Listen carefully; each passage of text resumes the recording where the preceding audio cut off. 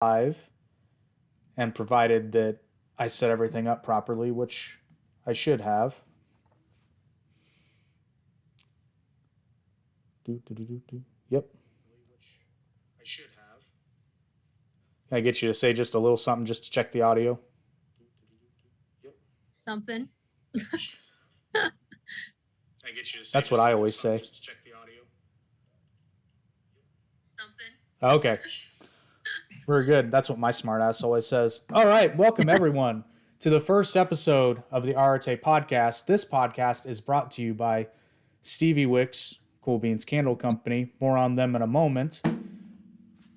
So, I'm going to get a talking to tonight. I have a feeling.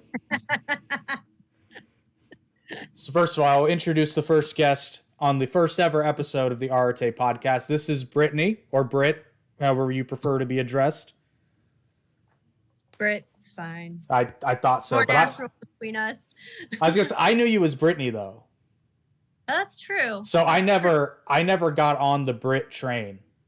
I guess you didn't. It was at the same time. So, but yeah. But at a different place though. So yeah. Correct. And I apologize in advance. I'm getting sick with something. I don't know what it is, so you might hear a little bit of hacking and sniffling, but I'll try to keep it to a minimum. I don't even remember at what point the not the altercation. I use argument in the classical sense because we weren't like coming to blows or anything, but essentially I had invited you to go see Spider-Man No Way Home because you hadn't seen it yet, and I wanted to see it for like the 5th time. So, and then we were having a very long conversation after the movie, and then somewhere along the way, I said something that made you perturbed. Right. So I believe what triggered the conversation, we were having a bit of a gender, not role discussion, but a discussion on the differences and likenesses in how the different genders handle things, and I brought out the word patriarchal. Ah, yes, I was triggered. I was triggered. Out the word patriarchal, and that is where I think the miscommunication, or whatever we'd like to call it, started to arise. The dispute. Yes. Yeah. So, I was coming from a position, I'm a domestic abuse survivor. And I've dealt with a lot of different themes having to do with man's expectation of me versus who I am as a human being. And it has led to altercations within those relationships, and I've experienced this with many men, whether I was dating them or whether it was out in public or whatnot.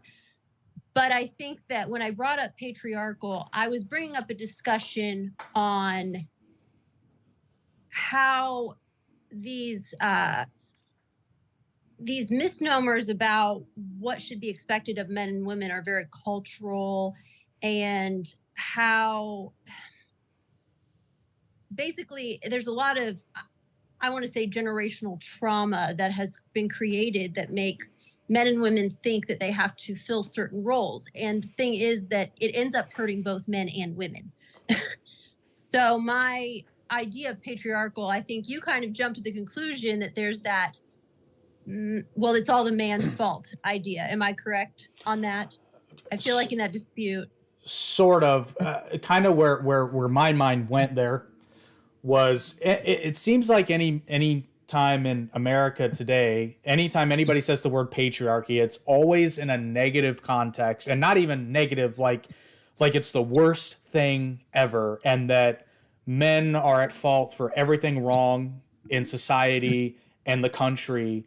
And it's not, I don't think you meant it that way, but it's just that word has become, and I guess the best way I can describe it is I'm definitely open to having a conversation about it because I don't know everything, but it just seems like men tend to all not only get lumped into bad, but we get lumped in together. And I think you could definitely agree there are varying degrees of bad men, good men, men who have misplaced expectations on themselves. And Right.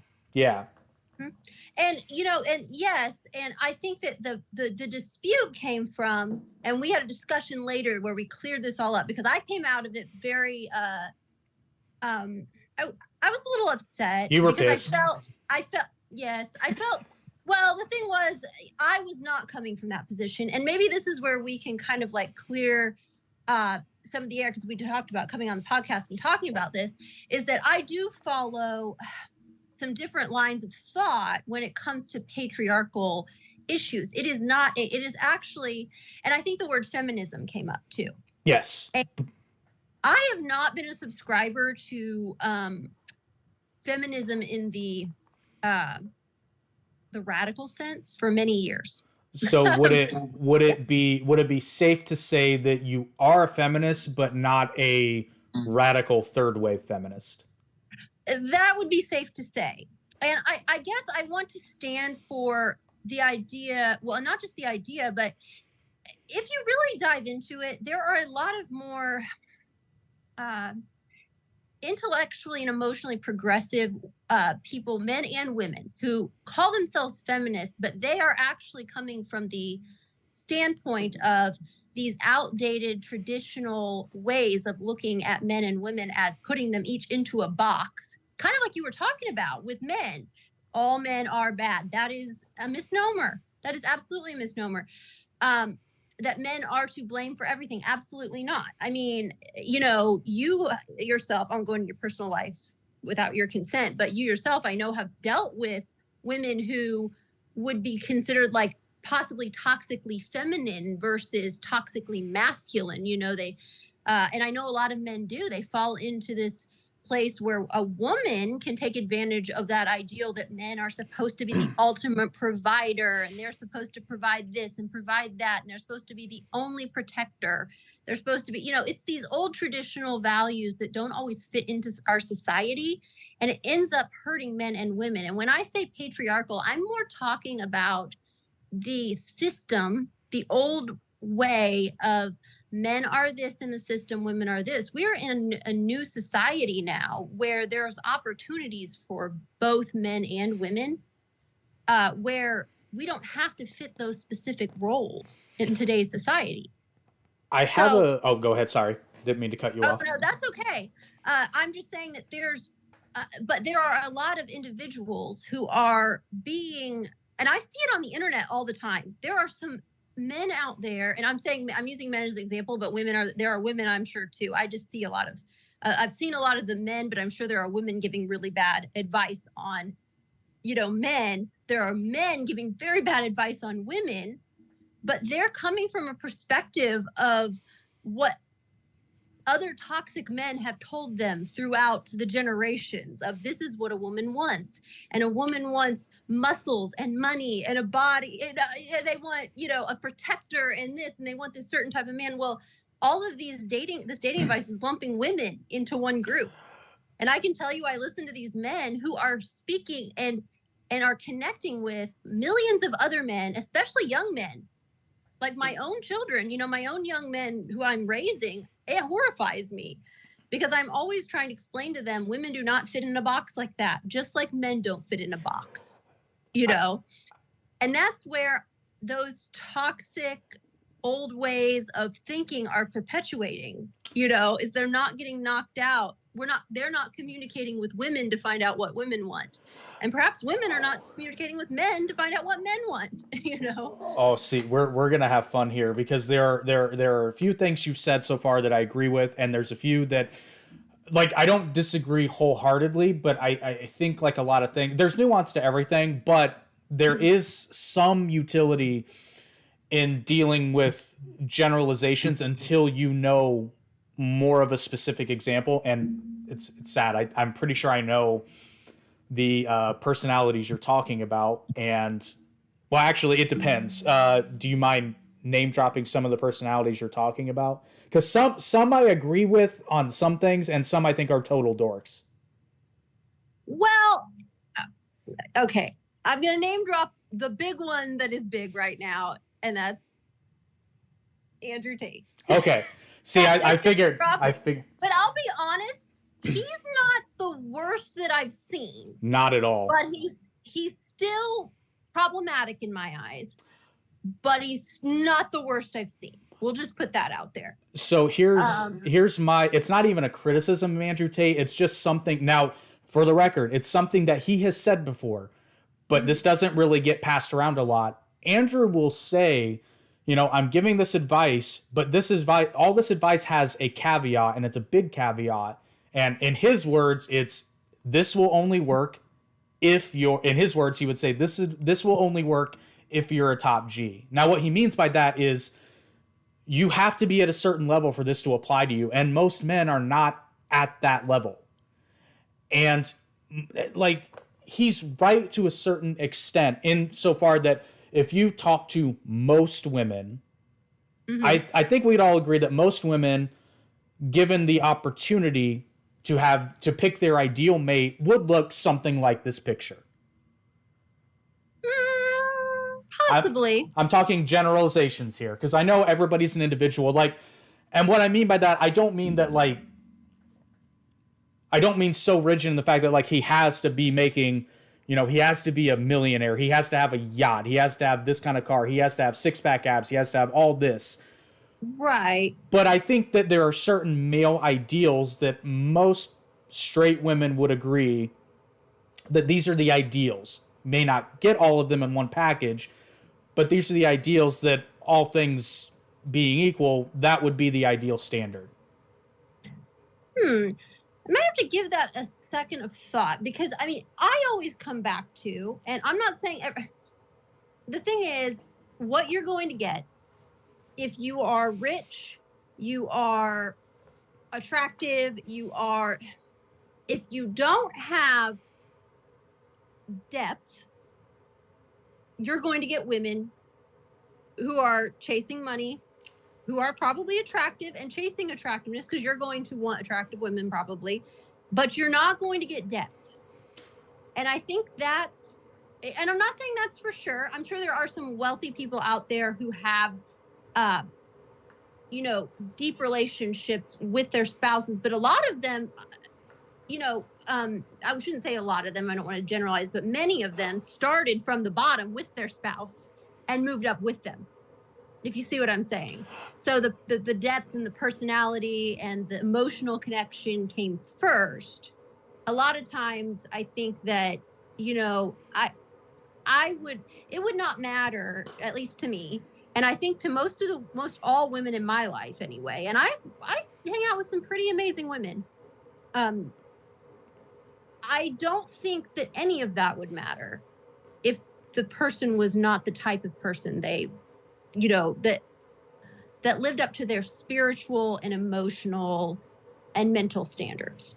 No, I would agree with that. I think, again, it's really hard to put into words sometimes, because I definitely understand what you're saying.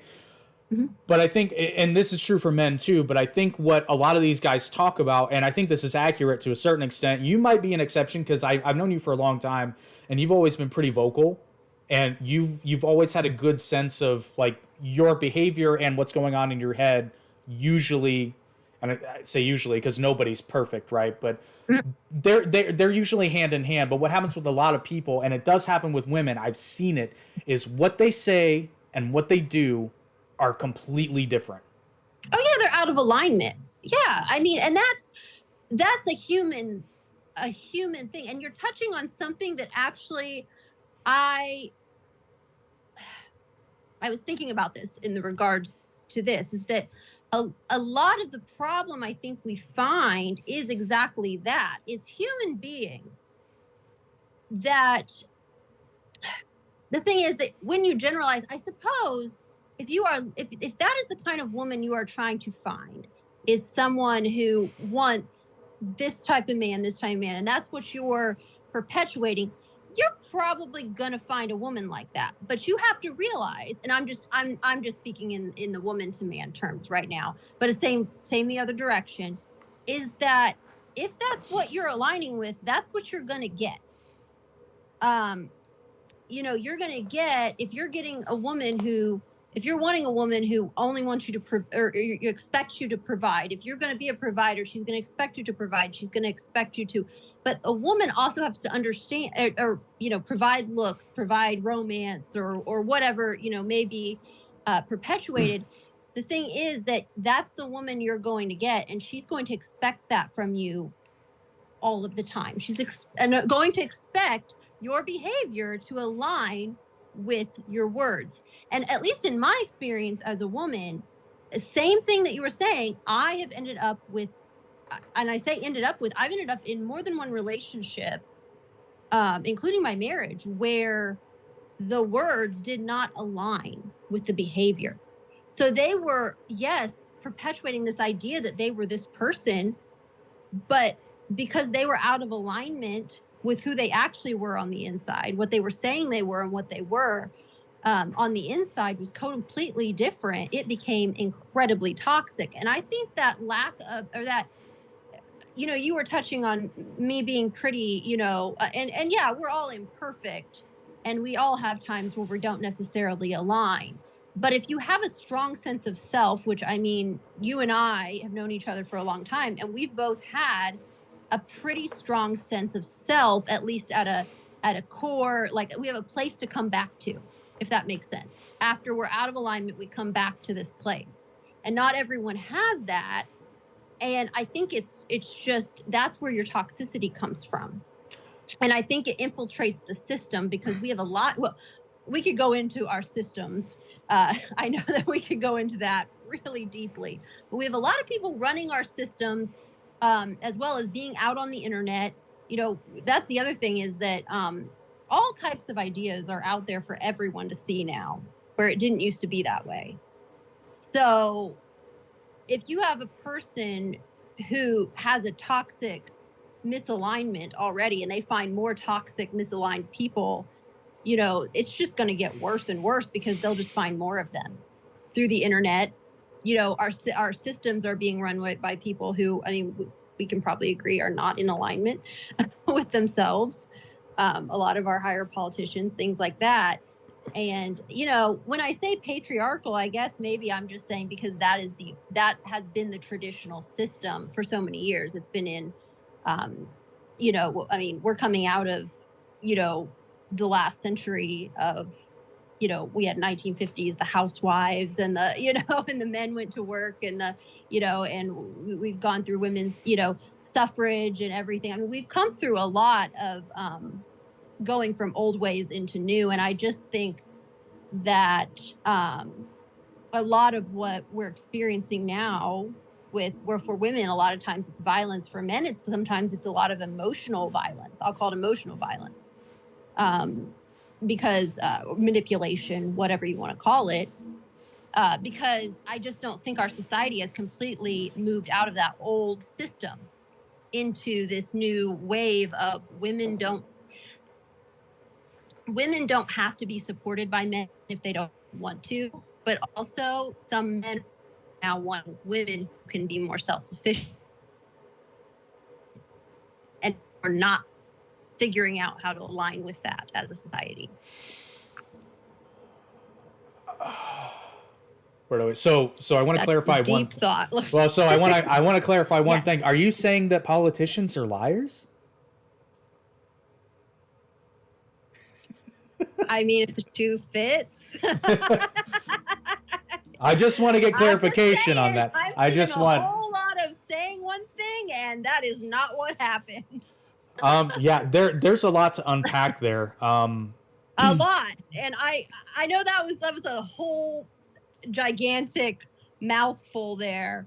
That is, I really all ties into a lot of the misalignment we're having in our society in general. Is nobody really knows what they're doing at this turning point in society. Yeah, fortunately, that's what this podcast is all about. Like, I foresee this podcast is going to be monthly at best, and the reason being is that because I envision these being extremely long, complicated, complex conversations. Because we do the Average Intelligence podcast, that's a little bit more lighthearted, Whereas the whole point of this is to be able to get into these really deep, interesting conversations and really break it down.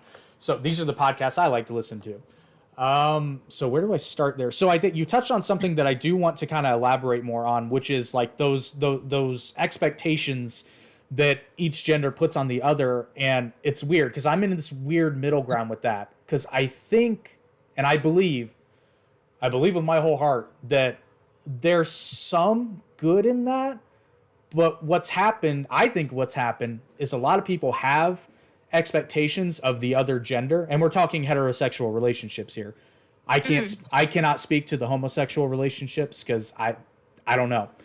But in heterosexual relationships, it seems like, and on both sides, there's a lot of men that put expectations on women and a lot of women that put expectations on men, but they don't hold up their end of the bargain. And I don't mean it like it's not transactional, but it's like you said, you know, if you're looking for a certain type of woman, you're going to have to provide what that certain type of woman is expecting. And when those expectations don't meet, that's, I think, when you have problems. And I will say, probably the happiest relationship I've ever been in. Now, granted, it ended up not working out for different reasons.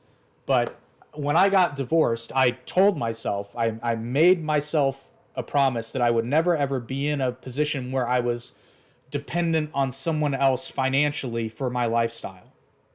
Mm-hmm. So when I got into a new relationship, she did eventually move in. And this sounds bad, but I don't mean it this way. Like, it was my house. I was paying the mortgage. I was paying all the utilities, most of the food. Like, she contributed to food and all that. And it was the best relationship I'd ever been in because we never talked about money because we didn't need to. Because I was living a lifestyle that I could fund myself. And she actually talked about this, so I'm not talking out of my ass. She said it was great because, like, we kind of fell into, and it worked for us, but this may not be for everybody. We just worked into a more traditional gender role system. She did a lot of the cooking, but it made sense because she got home before I did. And during the pandemic, she was at home anyway because she was working from home. I wasn't. You know, she ended up doing not all the cleaning, but she did a bulk of the cleaning because generally speaking, she was making more of the mess anyway. But she didn't have to worry about paying the bills. So that's what I'm talking about. It's like she did kind of step into that more traditional, what you would consider traditional feminine roles, but unprompted. There was never a discussion. It just happened. And she said that she did it because it just felt natural to her. But again, the whole reason I think that happened was because both of us were fulfilling the expectations we had of each other. And it was amazing because we never even had to have a conversation. I see that, but I guess what I would, and I actually just had this discussion. It's interesting. My oldest is 15. He just turned 15 and he's got his first girlfriend. And we had a discussion on gender roles because he got, I just want to go on to this because it ties very much into what you're saying. We had a discussion on this. And obviously, I'm a lot more open-minded about those kind of things. I'm a single parent. I've been running a house by myself and providing for a long time now. So to me, it just, I don't think I could fall. It would have to be a pretty equal ground kind of thing. I don't think I could fall into that traditional. I would have to have my money. It'd have to be pretty equal on all regards for me to be happy now. And that's just because of the lifestyle I've been leading. But that goes into like what I was talking to my son about because, actually, I did touch on the idea that he's going to prom. And I was not sure who traditionally, because even though I want to have these conversations with my son, I also don't want to throw it at him right off the bat. And I don't want him to be surprised if that expectation was put on him that he needed to pay for prom tickets and what not. So I've had to start figuring out, well, what is expected of him? Because obviously I'm not a boy who went to prom. I'm a girl who went to prom. But he shared with me, even though I'm not necessarily a traditionalist, he says, I believe in the traditional values, Mom, that I should pay. And I said, well, that's okay. Because also in my house, I teach my kids a certain way, but I also am like, I I respect your view on things. So we just discussed. And actually, I brought up the fact that I said, now, if that's what you believe, number one, make sure you don't end up with someone who takes advantage of that. I want you to be aware of that. They need to understand your financial means. You're 15, you don't have a job yet. You probably won't have one till you drive, that kind of thing. You need to be with someone who respects your limits. Number two, be ready for that's the type of person you're going to be with. But also understand there are many relationship dynamics out there, many different ones. I mean, in our day and age, there are stay-at-home dads who are completely okay with that. They're happy to be the stay-at-home dad. There are, well, no, I'm no. I don't doubt for a minute. I don't doubt for a minute that some of the dads are happy. And again, this is a gross generalization. I'm wondering how content his partner is in that scenario. And I know it's not everyone. They're very content. I'll give you a perfect example, and it works great. No, you know this couple. This is a couple But Brat and Brian. Brat is the provider. Brian is the stay-at-home dad. They are very happy in that circumstance. Okay, it works very well for them. Ooh, this is going to sound bad, but you know Brian better than I do. But in the time I knew him, and things may have changed, I don't know. And this is coming from a guy who does ascribe to that more tradition. Now, here's the difference, though. This is where I would differentiate myself with some of the people that you would say were more toxic, is the fact that that's my preference. But at the end of the day, if there's no choice in it, then it's pointless. But see, that's the point. You just use the key word. That's your preference. That's where you align. Yeah, 100%. They don't align with that. I look at my sister's marriage. I mean, my sister is 100% the more A-type, more, direct, more, aggressive personality. Her husband, nurturing, quiet, calm. He's playing stay-at-home dad right now because he's been laid off. I mean, it was a necessity. However, he's not unhappy in the role. And he's a very nurturing person. And in fact, I mean, in their dynamic, she is probably like with their son, she is probably plays the more disciplinary role. Not that he doesn't discipline, but the personalities in the two of them. And the thing is, he's a big guy with a big beard and a big, but that's his personality. That's what works for them. That dynamic that's how they naturally fall. He actually is the one that is a little more organized, not a lot. They're both a little bit ADHD, but I mean, what they naturally fall into, just because of their personalities, would be completely different than what it would be for another couple. And I think that that's something that tradition doesn't really account for. That traditional view is that not every woman wants to be provided for. Not every woman is domestic. Not every woman wants to cook, wants to, I'm a mom. I am not traditionally domestic. I mean, it is not natural for me to fall into a domestic role. I was pushed into that role at one point, and it caused a lot of strife because I had a lot of difficulty with it. Now, granted, it was a very toxic marriage to begin with, but I mean, even my family tried to tell that partner that she's not going to do well with this because we just know her personality. Yeah. I mean, my personality. I'm pretty, go get them. I'm a fighter, like literally, but also figuratively. I'm a fighter, And, that was exactly, that was a lot of what happened within my marriage, is that I got pushed into a role that was not natural for me. The expectation was placed on me, even though it was warned by myself and others, I'm going to struggle in this area. I do what needs to be done because it needs to be done, but it doesn't mean that is naturally my role. I'm more of a, an A-type personality once you get to know me. I'm quiet until you get to know me, and then I'm very A-type. So that's more how I run my household. Doesn't work well with a man who necessarily has traditional values,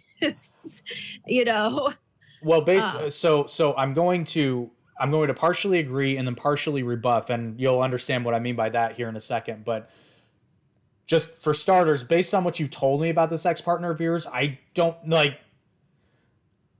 I'm going to give you an example that will make total sense to you. So that is the difference between, like, Andrew Tate's not even a good example. Like, who's a really just toxic dude that you can think of? See, that's the thing, is that I don't pay enough. I've seen their videos. I don't pay enough mind to remember their names because I really don't align with anything they say. Okay, well, maybe I'll give it a, yeah. As far as what? Sorry. As far as like specific names, I just have watched several of these different, supposed life coaches or dating coaches or whatever they call themselves. I have a feeling you'll recognize this name, and he's the perfect example for this comparison. Does the name Myron Gaines mean anything to you? Yes. Okay, so these two examples that I'm about to give you are like the perfect dichotomy. Now, both would. Well, it's funny. One wouldn't consider. So the comparison I'm going to draw is somebody like Myron Gaines and somebody like Aragorn. Okay. From Lord of the Rings. So I would say that your ex-partner, based on having never met him, based on what you've told me about him, I would say he's more of a Myron Gaines. Okay. Who identifies as masculine, but his behavior says very different things. And it was funny because I've seen some of their full-length podcasts, and I called bullshit on both of them almost immediately. I couldn't put my finger on it, but I've always had a pretty good radar. Like, some people have gaydar. I have a good bullshit reader. Like, I have a very good bullshit reader. And there was just something about them. I'm like, these two, they're fake. I can't figure out how yet, and then it's since come out that they're full of shit. And it shows, though, because he's so angry. And then you have somebody like Aragorn who, like, men and women will follow. Mm-hmm. But he never barks an order. Not once. Not in any of the books. Now, some things could be misconstrued as orders, like when he's telling the hobbits what to do, but that's like he's already earned that position of not necessarily authority, guardianship over them. And when you're responsible for people, you do have a certain degree of like, yes, I'm going to tell you what to do because I know better than you. And if you don't listen, you might die. So, but he never says, you're going to do what I tell you to do because I'm the ranger, I'm the man. Well, and you're right. You are 100% drawing the line between healthy masculinity and unhealthy masculinity. However, you talk about him being a leader. I want to touch on something here that actually I also was thinking about earlier as I was starting to come up with, things that may come up in this conversation and things like that. Is those traits that make a healthy masculine person, though, actually incorporate some traits that are traditionally feminine? That is nurturing, compassion. Oh, compassion. No, wait, let me finish. But also, women are capable of the traditionally masculine traits, such as leadership. You can get into a leadership position in which, you can be such a healthy leader that you can be both strong, you can be courageous, you can be, strength, courage. I'm going to say aggressiveness, but I don't mean that in a negative way. I mean, like more of a firmness. Those things are traditionally masculine traits that women can exhibit. And so I'm sorry, I don't mean to cut you off, but I just want to interject this real quick. You're touching on something that I was going to bring up a little bit later. And this common misconception that masculine and feminine are inherently male and female.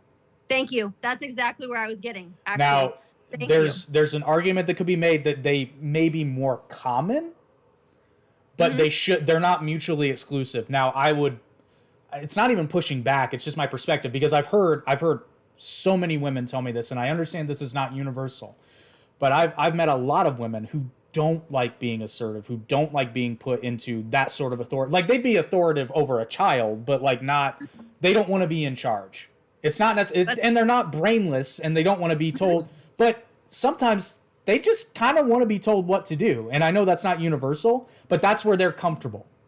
But there are men that are the same way. I understand that. And they're comfortable in that. I don't mean that they are unhealthily introverted. I mean that they're comfortable in that.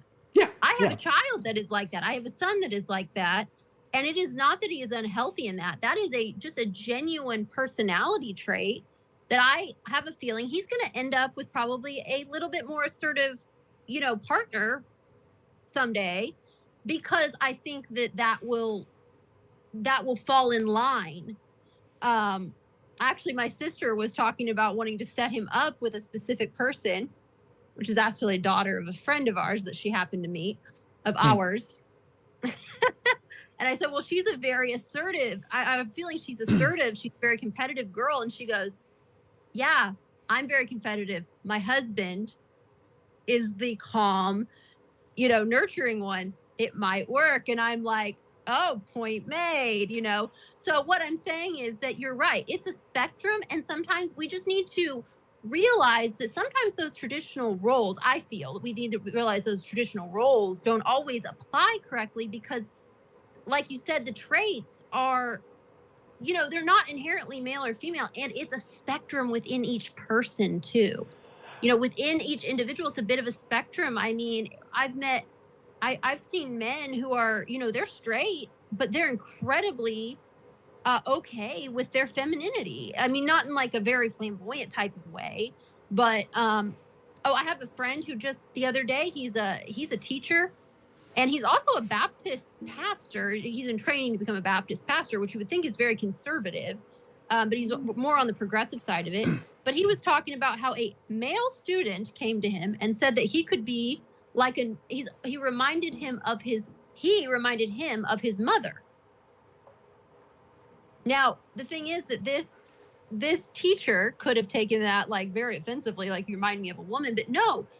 He has a good relationship with his mother, this friend of mine, and he took it as a compliment, even though he is a straight man who is, very secure in being a man. He's like, I'm happy that I make this student feel safe in my presence, feel supported and nurtured in a way that maybe his mother does. Even if one of us is male, one of us is female, the student meant it as a compliment. And I thought that was a really great example of a positive or I shouldn't even say masculine, but two males having a positive experience where they weren't afraid to say, I respect the traits that I see in you that remind me of my mother. And the teacher was also like, thank you. I appreciate that you would attribute my traits to your mother. And he meant it in a good way, in a I safe with you kind of way. And I think that that's a good thing. I mean, I think that there are so many men out there, actually, some of the examples you gave, I think that they're afraid of showing anything that might be feminine. And that's what leans to their insecurities as a man. I think you're close, but I think what their true insecurity is that they know deep down inside that they are not to the level that they say that they are, and they know it. Now, here's the messed up part, and I've noticed this in a lot of people in a lot of different ways, is a lot of times, Jordan Peterson said most lies are acted out rather than spoken. Mm-hmm. And they're prime examples of that, because like I think deep down in his subconscious, because consciously, I don't even think he's thinking that. Consciously, I honestly think that he believes that he is the shit. But it's all it's a lie. And here's the thing. Now we're going back to the Myron. No, I couldn't remember his name, but we're going back to him. Oh, right. His name isn't even fucking Myron, but Myron Gaines is a fake name. Spoiler alert. Where was I going with that? So that sort of leads me into that. But again, it's like, I don't know. I'm kind of in the middle of that and what you just said, because on the one hand, I'm speaking from personal experience here, because I would wager to say, and you can correct me if I'm wrong, but I would wager to say that prior to me getting divorced, it would have been safe to say that I was a little bit more not docile, a little bit more, well, a lot more soft spoken, maybe a little bit more nurturing, that kind of thing. And here's the difference between, and I'm not saying that it's not true for these people, but it's worth questioning because I was one of those people because I had a more assertive partner. And I was, oh, whatever you want, babe, whatever makes you happy, babe. I was fucking miserable. And I didn't know why. Because I Okay. was, no, because I was told, and this sounds extreme, but like I was fed the lie that it works for some people, but it's taught to us as this universality of like, the kind of the cliche example is happy wife, happy life. Well, not necessarily, and she was also the type of person. It's funny because I think she became domineering because I was not capable of being the more dominant person in that relationship. And I think she got frustrated and took the reins. And this is all very subconscious animal brain stuff. Like I don't Oh, think she was sitting. I don't think he was sitting in bed one night and being like, you know what? I'm going to show this asshole. This is all very, and this is why it's complicated because it's all very animal brain, and we're trying to attribute it to the prefrontal cortex, and it's like it's not that cut and dry. So I would say, while well, not yeah. Oh, I'm sorry. Go ahead. I was just going to say where I would sort of push back a little bit on what you were talking about is unless you can see into that person's mind, like you can only judge it based upon what you see. And let's face it, when you don't live with somebody all the time, you may not see you might not see when they get home from a party and it's like, that really pissed me off when you just dominated everything like that. You didn't even let me get in a word edgewise. That happened all the time. But the only thing is I didn't have the guts to say it. Right, right. Well, and I'm gonna okay, because you and I go way back. I've seen the before. I've seen I didn't see the during, but I heard a lot about it. Thanks, Mom. Thanks, Mom. I think she was hoping I go up there and I know exactly who the culprit is there. I'm gonna say, and this goes for both of us. Yeah, okay. Well, your listeners are gonna get a little into our personal life here, but not too deep. I would say that when you and I knew each other pre your marriage, that I think that you and I both came from somewhat of dysfunction, and I mean no disrespect to our parents in that regard. They were doing the best they could. But we both came from families that were, I don't want to call them broken because I think families can work in any regard. But the adults in our lives were dealing with a lot of their own stresses, a lot of their own just trying to survive, and it might have come out in a way that caused a little bit of misalignment and dysfunction within us. So I think that came out in our relationship with each other because we were really young. And like you said, the unconscious brain, we didn't know what we were doing. And I was probably the more assertive one in our relationship for sure. Yeah. Yeah. So yeah, we dated. No, that's fair. Yeah, that's 100% accurate. But keep in mind, but like I think I look back to that time though, and then I look at like you and I both went through a period of ending up with partners that really triggered those misalignments in us. Because, we both ended up in toxic marriages. I had a couple toxic relationships before that. And those relationships really triggered those misalignments. And something I noticed in observing the two of us, and this is just using our lives to kind of look at society in general, is I think at first you and I both overcorrected when we came out of those relationships. I feel like to an extent because there's a healing process that comes out of it. And I feel like we overcorrected to where, those relationships really hit those points where we needed to become more aligned with ourselves. Like you said, you needed to become more assertive. I actually probably needed to become a little more, how do I put it? I needed to listen better. I needed to communicate better. I needed to, put more focus into my relationship. There was a lot of things I had to fix myself that I didn't have before. And I way overcorrected when I came out. And I at first was like, no men, all men are awful. I can't stand men. I will never be, I wouldn't talk to a man. I wouldn't, I did that. It was an overcorrection though. It was an overcorrection. And I also became, instead of being incredibly assertive like I used to be, I became what you felt you were to begin with. And I feel like you became a little overly assertive coming out of it. And that's just but you've come a little bit full circle and evened out, and so have I. Does that make sense? I can see that. I can see that. My over assertiveness did not really last long, and that's just my. If I have a flaw, geez, that came out wrong. One of my flaws is that I will get into something and I'm a little bit slow on the questioning part, but I do eventually get there because I'm absorbing a bunch of new information. So I might lean a little heavy into it. And then over time too, you learn more about, certain beliefs and people that you're following. And then you might be like, this might not. So now I've kind of learned that, like, I've always known nobody's perfect, but like Jordan Peterson's a good example. We have a comment, actually. You have an admirer. Okay. Francis H. Says, the woman is fiery and cute. Forgive me, I'm Dutch. Okay. Willkommen, mein Freund Francis. Where was I going? That took me completely off. But thank you for commenting and joining on the podcast. Yeah, definitely.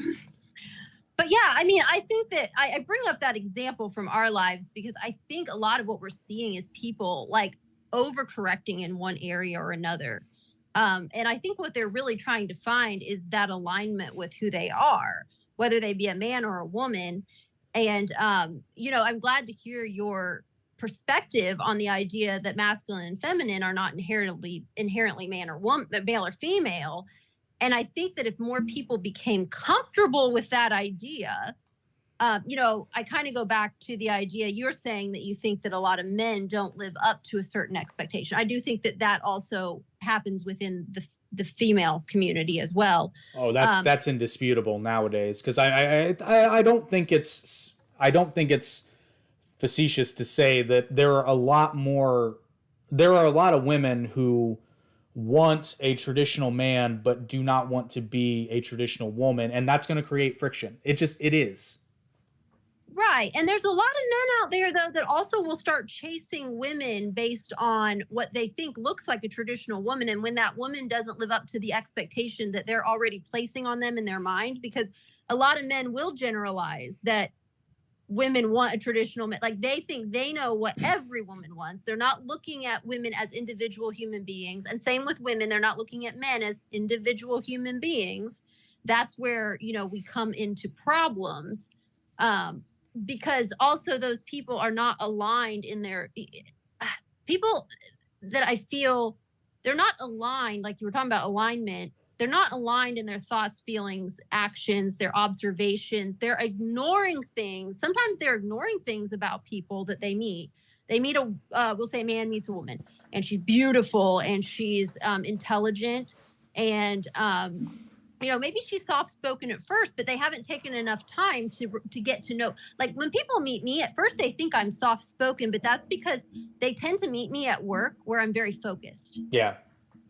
Everybody at work thinks, oh, Brittany's so quiet and and actually people will be shocked when I go and like throw something out really directly. And they're like, whoa, what happened to you today? I'm like, no, this is just me.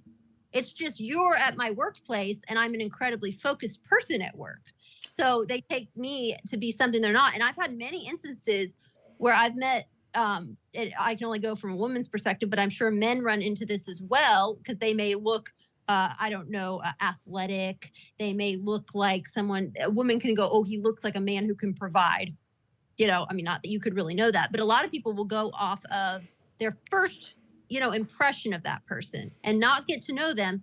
And then they will create their expectation in their mind. So much disappointment comes from expectations that we create in our own minds. I before they know that person. And this has happened to me so many times. I will start trying to date a guy, or not even date, just talk to, just have a conversation with them. And they will have already decided in their mind by the first 5 minutes that they spoke to me who I am. But I don't share everything about myself in the first 5 minutes of meeting a person, because that's not really wise. No, I not at all. you know, I want to, make it gradual, and people want this instant, they want to create that person right there and now, instead of getting to know the person as an individual, creating a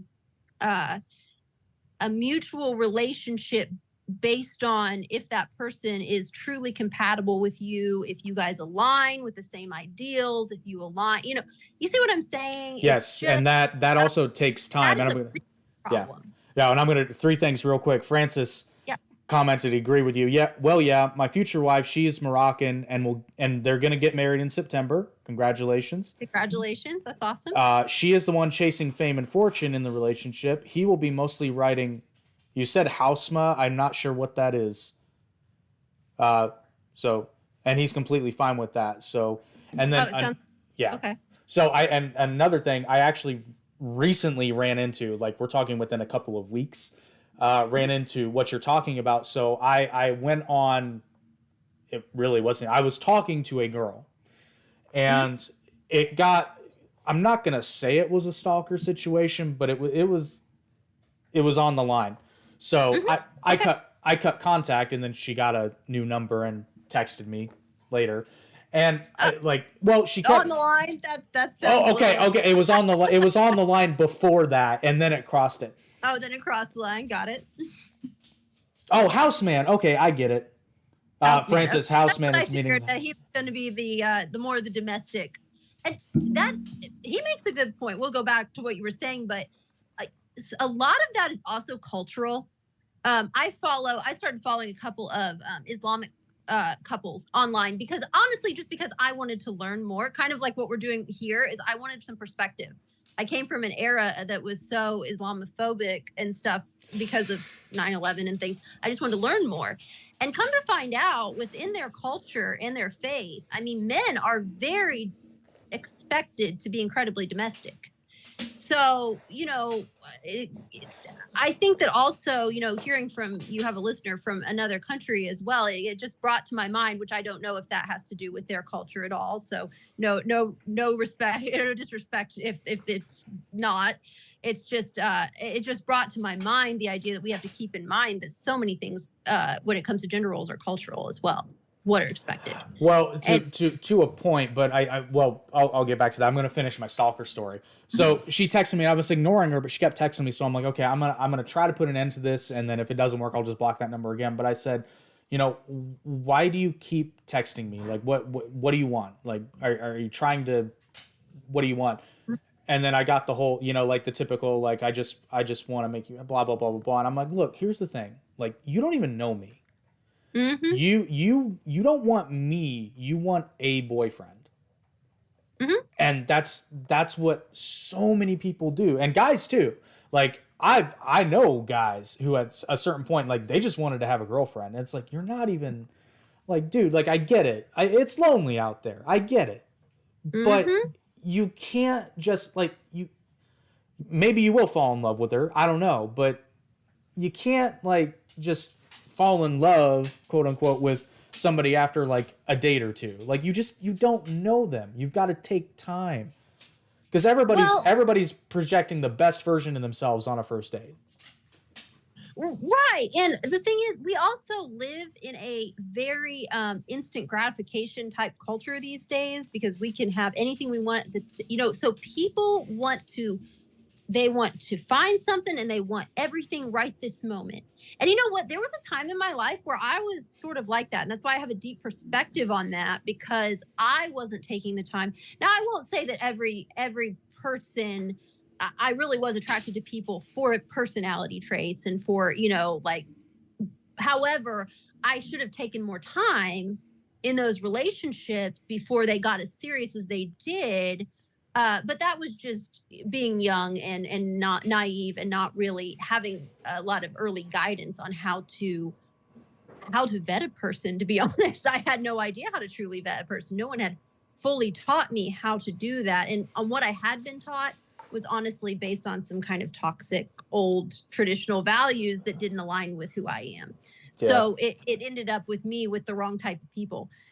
Because I was looking at the guidance that I got did not align with who I am. I mean, you know that like where I grew up and who I am are two different things. Like, I mean, I've always been the black sheep, but I think humans in general, it's psychologically proven that we tend to go towards the environment we grew up in, even if it doesn't align with us, because that's what's comfortable. And, we want, and like I said, in this instant gratification society, we want what we want right now. And sometimes we don't even know what we actually want.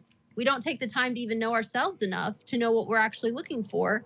And then we find this person and we project everything we think we want in a person onto that person. And you were right when you used the word projection of ourselves. We don't just project ourselves. Most of our interactions with people are projections of ourselves and our beliefs onto them, unless we really, really take the time to get to know them. And that gets really nasty and murky when it comes to dating or even just interactions with people. It gets very murky, Yep. So Francis has contributed a bit more. Thank you very much for the interaction, Francis. Okay. He says he's native Dutch and more of a deist than Muslim, but she is culturally Muslim. And then he says, yeah, I could do that when I was 18, fall in love after one date, but not anymore. I think that just comes with age. Yeah, quick word from the sponsor, and then I'll get into a point where I'm gonna come at you a bit. So once again, this podcast is brought to you by Stevie Wicks Cool Beans Candle Company, and I almost called you Andrea. Sorry, Britt. What holiday's coming up? Easter. It's St. Patrick's Day. St. Patrick's Day is coming up. Yes. Would you like a green brewski? Of course. Well, you can't have this one, but you can smell it, because this is one of the St. Patrick's Day candles available, as is my personal favorite, the Irish whiskey candle. Now, you tell me, does that not look like a glass of whiskey on the rocks? Absolutely. She's so talented. She's really talented. And you want to know what's crazy? This was first round. Really? This is first round playing with it. Yeah. She's getting good. Well, she said, she's like, I don't really like it. And I said, are you nuts? Like, I thought I was going to drink this. Not that I would, because I don't drink alcohol, but... Artist is always their own greatest critic. That's the truth. And that's not a bad thing. But for the listeners of the Arete podcast, I've got a special gift for you guys. If you use the promo code Arete, you get 10% off your entire order at steviewicks.com. Link and code are in the description. Get your St. Patrick's Day candles today. And as always, you can get the standard candles all the time, or you can subscribe to the monthly subscription box. And this isn't in the description, but I'm going to give you a little secret. If you use the promo code Arete20, you get 20% off your first subscription box. Like I said, link is in the description below, steviewicks.com. Oh, we've got more from Francis. Oh, very Irish, yeah. In the ancient days, in the Netherlands, before it was the Netherlands, the full Germanic tribes and Celts. Yes, the Celts did dwell there also. Actually, the history of the German people is a fascinating one, because a lot of, especially in the United States, I imagine in Europe it's a little bit more developed. The idea of Germany as a nation is actually quite young. I forget what year it was. 1871, I think, is when, because what it meant to be German for a very, very long time was a loosely knit group of kingdoms and territories that were grouped together by essentially what was the Holy Roman Empire. Oh, yeah, the Germanics. Yeah. Mm-hmm. Yeah, and then, and then Austria became a thing. But the story of the founding of the Netherlands is absolutely fascinating. That's another podcast for another time. And actually, why they're called the Netherlands, it's extremely interesting. But so where I wanted to push back a little bit is when you have to be careful when you say things are a spectrum, because especially today, a lot of people do this. But when you say spectrum, you have to remember that there are ends to the spectrum. and it's not necessarily all in the middle. And I think that's a pitfall that a lot of people fall into when you're talking about any sort of spectrum. And the example I always like to give is the rainbow is a color spectrum, but the colors are clearly defined. So it is a spectrum of color, but there are lines there. And the problem with that is it negates the fact that there is a, I don't mean this in a bad way, but there is a normal that applies to most people in any given spectrum. So where you can fall into a pitfall, though, is when, because you're right, it is on a spectrum, but when you use the argument of a spectrum to sway people away from the norms, in this case, it can ignore things that are very much true, but it comes from a desire to be inclusive, and I get it, but at the same time, there's something to be said for doing what is expected up to a certain point until you devolve from that naturally. Does that make sense? It makes sense. It makes sense. I mean, I would say that I somewhat agree with you. I mean, I think that there is possibly in general, are there certain normalities that apply to men or women in general, but that's very generalized. And I just believe that what expression, I should say, of femininity and masculinity, expression of, varies from person to person. So, that is another thing that needs to be, I guess, when we say, I agree with you, because I actually I want to kind of retract my spectrum statement, because I actually had this thought earlier because I was thinking about the idea of spectrum. And it's not exactly a spectrum as much as it is, we are just holistic beings. Holistic is a good, we are holistic beings that, yes, we have certain innate DNA traits. I'll say it does exist. However, what we do have is choice, number one. We may have a trait that, we have a thought process or something that has been, but a lot of that has been put in since we were young. And actually, they are finding in science, this is scientifically, there's a lot of studies now on DNA and how much can stay in our DNA through, that is not only what we've been taught, it's kind of that nature versus nurture, that it's a little bit of both, because DNA can actually hold ancestry to it, that is not just physical.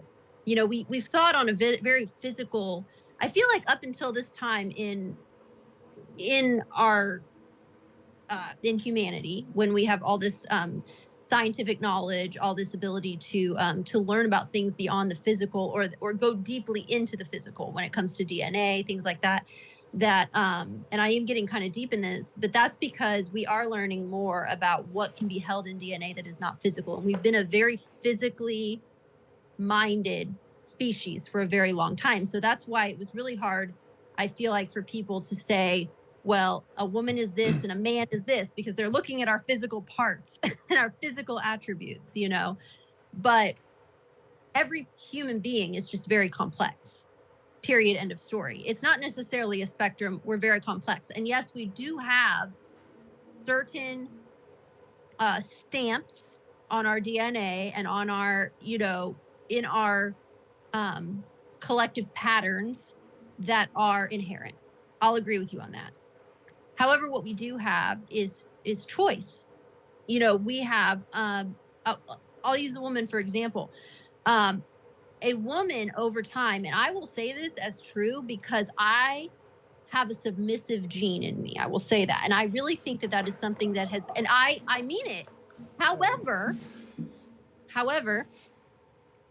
I know that I have a choice, and that is not the person that it's not really even a conscious choice. It's an unconscious that I decided to evolve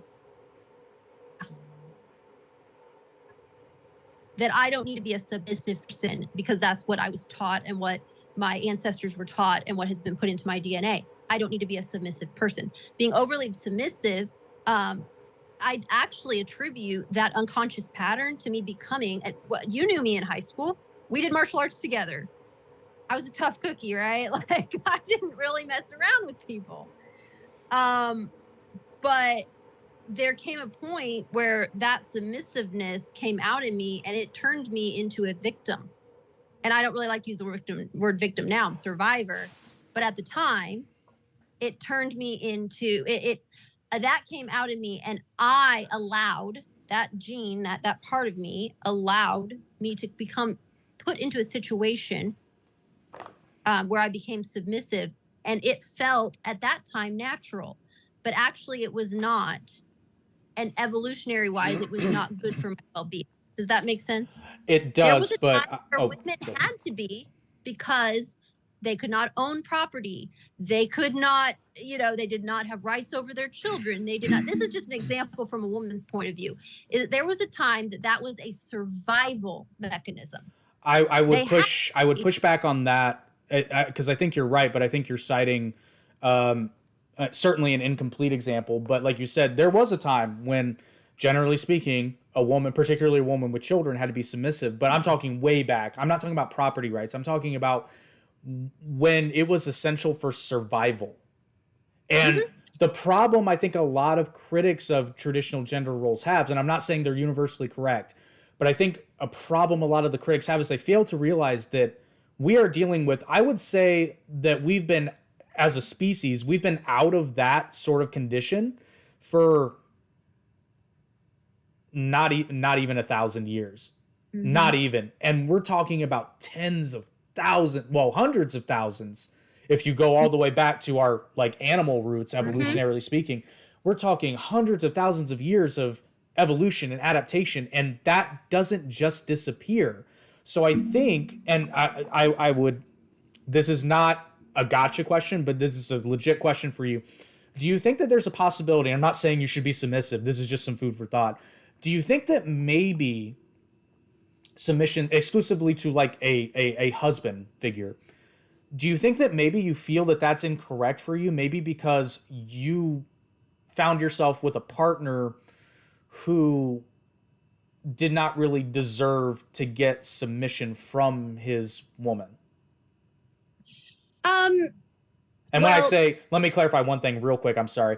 But when I say doesn't deserve, I mean wasn't correctly fulfilling his masculine role in the relationship. I would say no. And I would say for this reason, because, and I will preface this with the fact that that was not the only domineering male that I grew up around domineering males. So yes, to an extent, but were the men in my life somewhat toxic and not fulfilling a healthy role in my life? Yes. Agreed. However, do I ever think that I could be happy? Like, even if I was with a man who was, I would say healthy, traditionally masculine in a healthy, traditional way, I still don't think I could be happy in that role. Can I paint a picture for you really quick? Sure. So you don't have to answer this, but I'm just curious. Well, I'll paint you my picture first, and then I'll ask you the question. So when I say like a man who would deserve, and submission has such a negative connotation, and I don't mean it in a negative way, but a man who was correctly fulfilling the ideal masculine imperative, and we're talking Aragorn style, not Myron Gaines style, who goes into the relationship and commands respect, but not verbally, just like the way he acts inspires that sort of respect and admiration, and not even just his partner, but like people around him, like they follow his lead naturally because he projects that sort of like, that's just who he is. He's a natural born leader. He's assertive but not domineering. He gets things done. He's never coarse. He's You know, he looks out for the people that he is responsible for. He takes responsibility for what he does and for, you know, his community, any groups he's a part of, that kind of thing. Do you think maybe you'd feel a little bit more comfortable in that role, or are you just like like not even anti-submission, but just No, I would not be. I would be comfortable being on an even plane with a healthy man, but no, not in any kind of role of submission. Do I think that sounds like a wonderful thing? But I also am a natural leader. So you can't have someone who's expecting to be the, one main, like, no, that would not work in my life.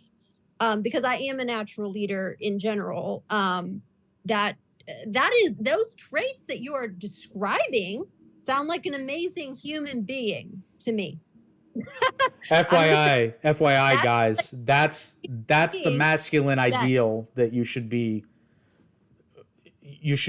like trying to get to, because notice I never brought up that he gets a lot of women, even though he probably could if he wanted to. But but however, that person would have to not expect to be the submission just would not work and I see so many couples that, that's, I mean, I see healthy couples that they are very, there is no submission involved, and the man in the relationship is very healthy. The woman is a healthy human being. There's no submission involved, and both are very happy. But over half of all marriages end in divorce. Yes, but these are marriages that have lasted many, many years. Right. I'm just saying, like we're talking about personal experience. A lot of society is out of alignment with themselves, and they're also going towards people that they're not compatible with. That is the main reason, I think. Now, people blame things on finances. They blame. Granted, do I think those are I think those are symptoms of incompatibility. I think that, what we're talking about, and you're asking me, would you be comfortable here? No, I would not. But I'm not saying there aren't women out there that would be. And there are women, and I know some of them, that they are very happy in that type of relationship. And I have zero judgment.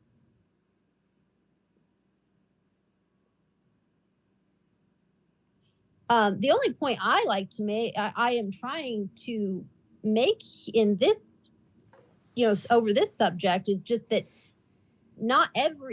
there is no one, there is no one template fits all in relationships. Oh no, and the template, even if there is a generalized template, it's malleable, because again, everybody's an individual. I'm going to share. Francis has been chatting up a storm here, so I'm just going to share his stuff real quick. Enjoying the convo. Two informed people interchanging. The dude is pointing to essentialism. Yes, I am.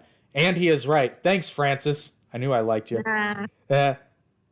Choice is debatable. DNA cannot hold cultural ancestry. That's an outdated idea of vitalism. I think I know what you're speaking of, Francis, but there's actually been, and this is like all very new stuff. Like, yeah, this is all new stuff. They're finding some crazy shit in our DNA.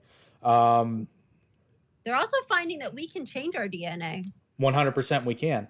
Perhaps you confuse choice with cultural adaptive traits. Not even universal Native American tribes, for example, had a different cultural construction, but still in primitive society. Organic qualities aligned with activities. Yeah, that's a long-winded way of saying there were, generally speaking, traditional gender roles. I must say I completely align with the male debater with respect, of course, to the other. Yes, I agree. And that actually negates the artificial power struggle. Hang on. Let's let Francis talk. All right, let's hear it out. Good argument, dude. Well, we both submit to the other one different aspects. I'm assuming you're talking about your relationship. Yeah, and FYI, I didn't think you would be happy in a submissive role in a relationship, but that leads me into my question. And I have after that too, and it goes back to the DNA thing, but it's just kind of more of a possibility. But anyway, go ahead. What does your ideal man look like? I would say much like you described. I would want someone that is not afraid to be in touch with their femininity and not be at all afraid of femininity. Not in like the what culture has created femininity to be, you know, wearing certain colors, wearing certain clothes, that kind of thing. That's all, you know, but traditionally feminine traits. Much of what you described, however, probably honestly a little more fun loving. But Yeah. you know, yeah, maybe not quite so serious. However, I would want more of a man that I could stand beside more than you know, let's put it to this way. You know, I'm a martial artist. I'm heavy into self-defense and things like that. Um, let's say, you know, I mean, I would want to protect my household equally with a man, if that makes sense. Now, it would be kind of hard in the sense that probably the stronger person should take the first, you know, and usually traditionally that would be the man, and that just more usually has to do with biology more than anything. Yeah. So you're saying that But the one who's like I 6'4" and 250 should probably fight first.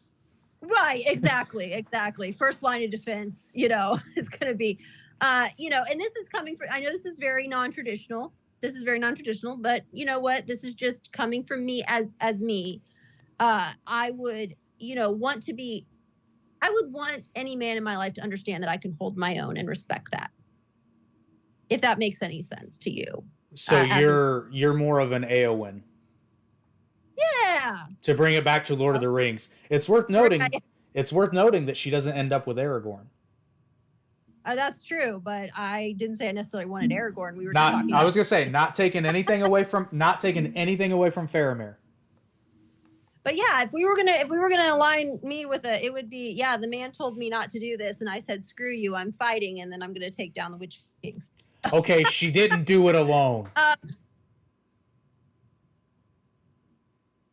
But anyway, yeah. Back to the DNA thing, and I think this is something that we need to, because we have gotten into this, and you are aware of the research that we can change our DNA. And I have somewhat of a personal theory, but it's been personal for a while. But I've heard this talked about as well in certain, you know, certain circles that discuss, you know, how we evolve as human beings. And I personally feel that we may be in an evolutionary state. You talk about how, you know, a lot of our DNA has aligned with survival status for a long time and being essential. Certain parts of those traits may not be as essential as they used to be. So I have had this personal theory that a lot of this mucky alignment we're going through right now, where, you know, women want one thing, men are trying to figure out where they fit, women are trying to figure out where they fit, women are wanting more assertiveness, men are, you know, men are, you know, a lot of men are wanting to, or they need, I say they need to find their feminine side. They need to find their softer side, because a lot of men are unhealed. That's where we get these angry, you know, angry men who dislike parts of themselves. They need healing, and healing comes from nurturing, even if it's nurturing ourselves from within. See, that's one area where I vehemently disagree. Because here, I understand you're coming from a place of support and love, but it's been my experience, personally and just observing, a lot of the men you're talking about, they don't need nurturing. A lot of them need a kick in the ass, because what it comes down to is they're resenting the fact that they don't have certain things, and the reason they don't have these certain things is because they're not. What do mothers do to their like dogs and certain animals do to their children when they misbehave? It's interesting that you said animals. By the nape of their neck, and they, you know, there is a healthy nurturing that comes from discipline as well. So a lot of these men See, we're not so. See, that's where we got to stop jumping to Well, conclusions. no. That's it's because these definitions are problematic because we're saying the same words. You're thinking of the toxic. Yes. Think of the word coddling. There you go. Coddling is different than nurturing. They don't need coddled. They need nurturing. And I mean that, but to an extent, we get to a certain place in our lives, we have to start doing that to ourselves, for ourselves. We have to be that person that gives ourselves the kick in the ass and the kind word.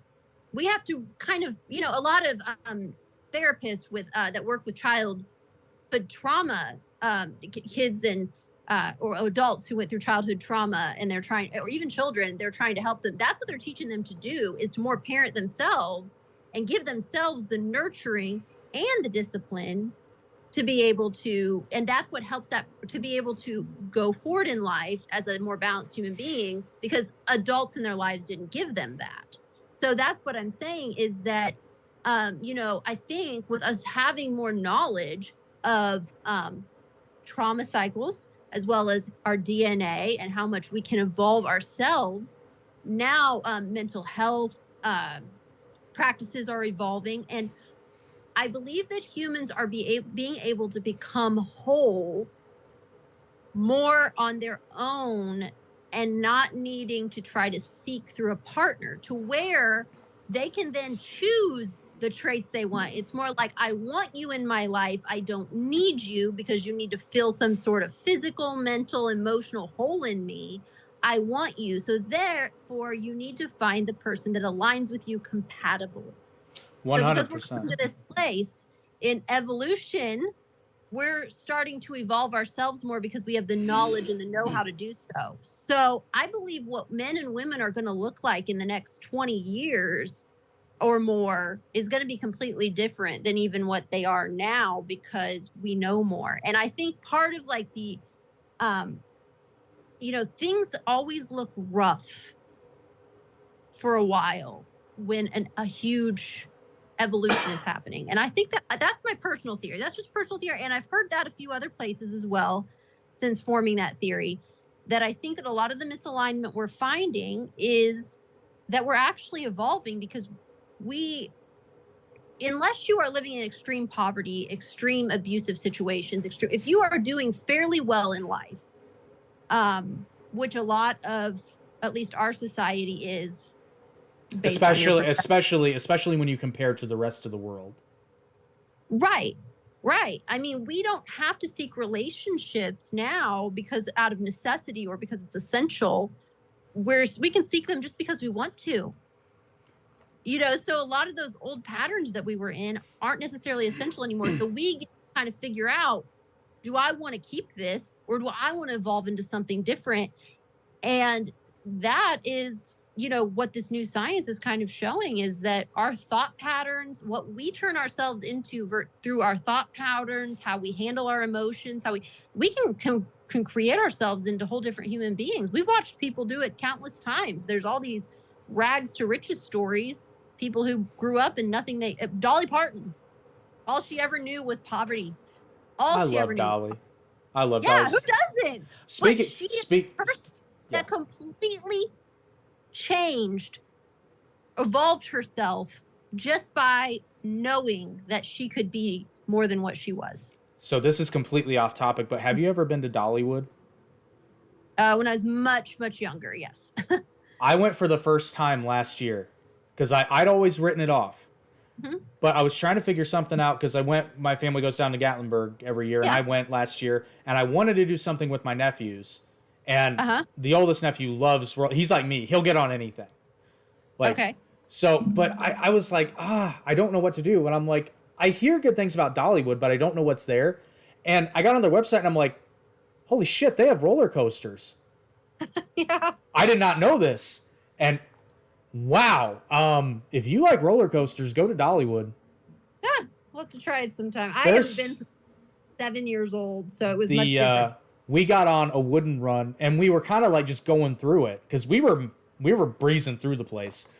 And I'm just like, let's get on this one. We were not expecting anything at all. And by the time we get off the ride, like, we're both white knuckled. Like, this thing was insane. And I just looked at him. I was like, holy shit. And he's like, yeah, you want to get on it again? Yes. Yeah, I'm pretty sure Dolly wouldn't have her name on anything that wasn't pretty darn amazing. So Yeah. Oh, Francis hates roller coasters. Oh, they're the best, man. I mean, if it's not your thing, because my youngest nephew hates them.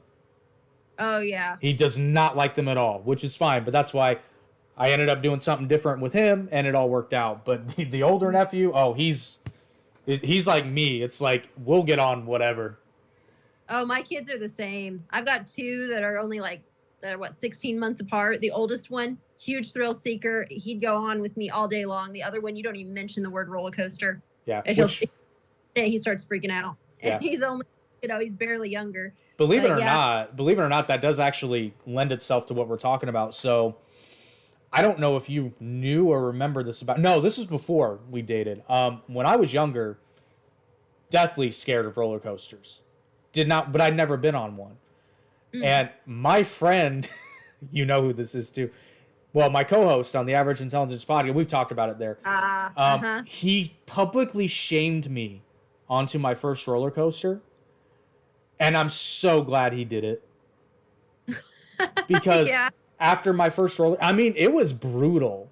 I mean, it was extremely brutal to the point where, like, I had to get on the thing lest I be shamed. But I'm so glad I did because after, like, first 10 seconds, I'm like, I love these things.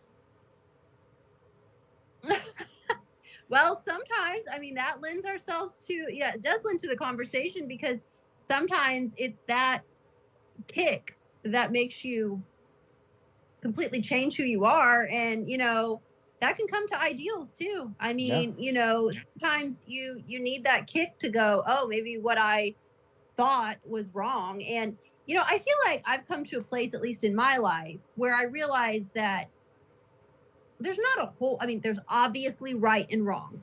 There's lines that we can definitely draw as right and wrong. And most of us have at some point crossed those lines a few times and didn't learn until we learned the hard way that was right and wrong, but when it comes to certain things, such as the dynamics that we choose to pursue in relationships, as long as they are consensually agreed upon by the parties, they don't have to be wrong. And, that goes into LGBT, that goes into how we choose to express ourselves. We don't have to understand it. We don't have to understand why that couple has, there's multiple couples that I love dearly. A couple of them are some of the most influential teachers that I've gained this year, and they've been amazing in my life. They're a husband and wife, and they've taught me incredible things and are going to go on to teach me incredible things. However, their dynamic of relationship is not something I would model for myself, but it works for them, and they have built something amazing with that relationship. But I can say I love what they've built, but I would not want that dynamic for me. And that's okay. Yeah. That's okay to say that worked really well for them, but I know that I would be unhappy in that particular dynamic. Yeah. Francis has a question for you. Mm-hmm. This is kind of, it's lengthy because he prefaces, but since we were discussing personhood and autonomy in regards to evolution, do you desire organic change in regard to your composition? Do you find your biological womanhood to be a burden? If not, why do you celebrate culturally pushed evolutionary pressure? I don't really get that last part. Yeah, I don't really exactly celebrate it as much as I acknowledge it. Yeah, that's a good way to put it. Because here's the thing, and this is weird because I often say it half in jest, but I do mean it when I say it. Like, I love being a guy. Mm-hmm. I love being a man, but I also don't know any different. So, well, and I guess I would come at this from the perspective of being a woman is not a burden to me. Being expected to be a certain type of woman by a large amount of society has been a burden to me, as well as the the stereotyping, the generalizations that are projected onto me very regularly, that has been a burden on me. You know, you look a certain way, you have a certain body type, you know, people assume you are not capable, you're not strong. They may even think, I mean, in our culture, I used to be a lot blonder than I am now, and my hair darkened as I got older, but I grew up a very intelligent woman being treated as if I was stupid all the time. And sometimes just inherently because I'm a woman, you know. So being a woman, I like being a woman. I love being a woman, but being told that and also being told I had to express my womanhood. Well, actually, I brought this up to you the other day. Oh, yes.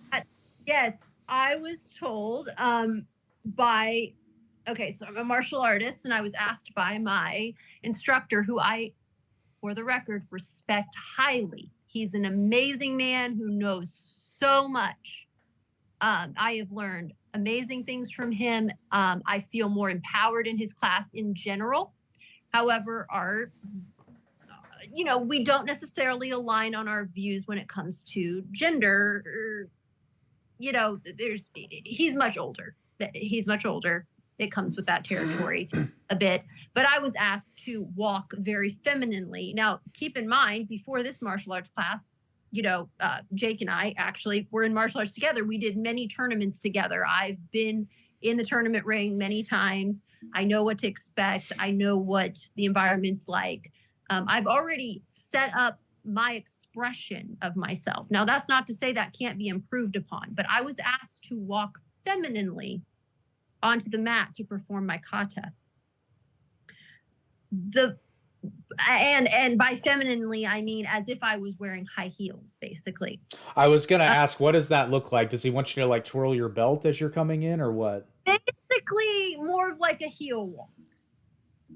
But the problem I have with that is not that some women wouldn't portray themselves that way. And that is a feminine expression for some women. That is not my expression of femininity. And for me to do that would be very disingenuous. It would not be authentic.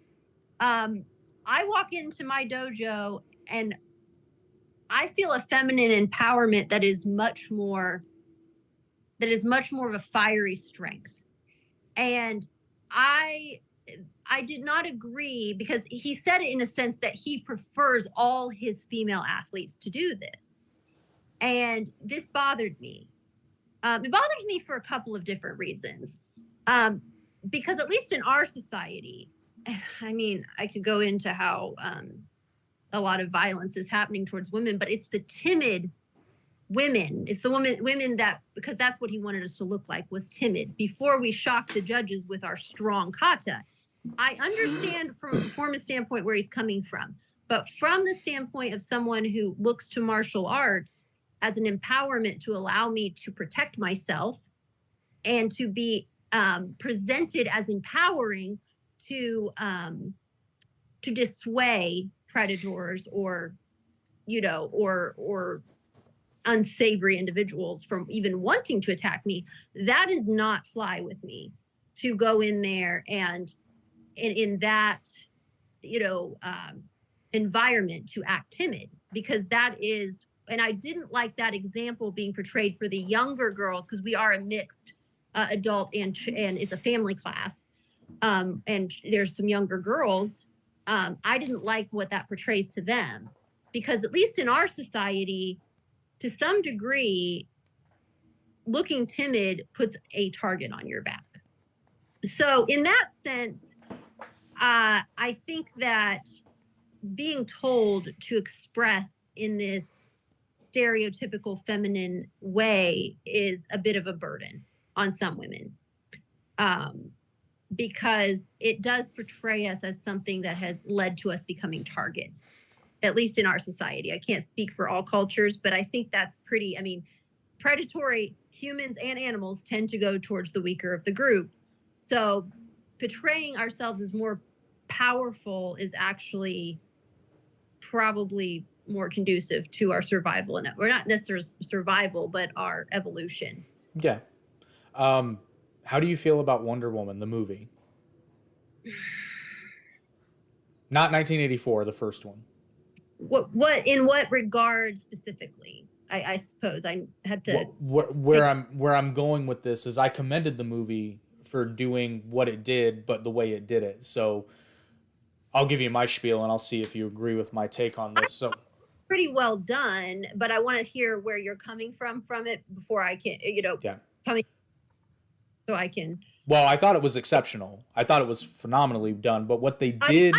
I'll just put that. I'll put that out there, but I just want to see what part you're coming from so I can give my. You said you were a fan because it cut out a smidge. Oh, I'm a huge fan. Okay.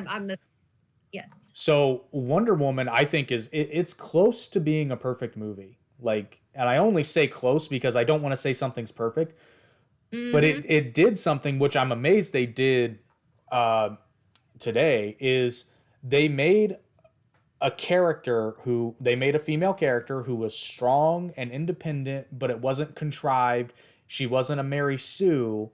Because it showed she trained her entire life to be that way. And granted, she is part God, but she didn't know that.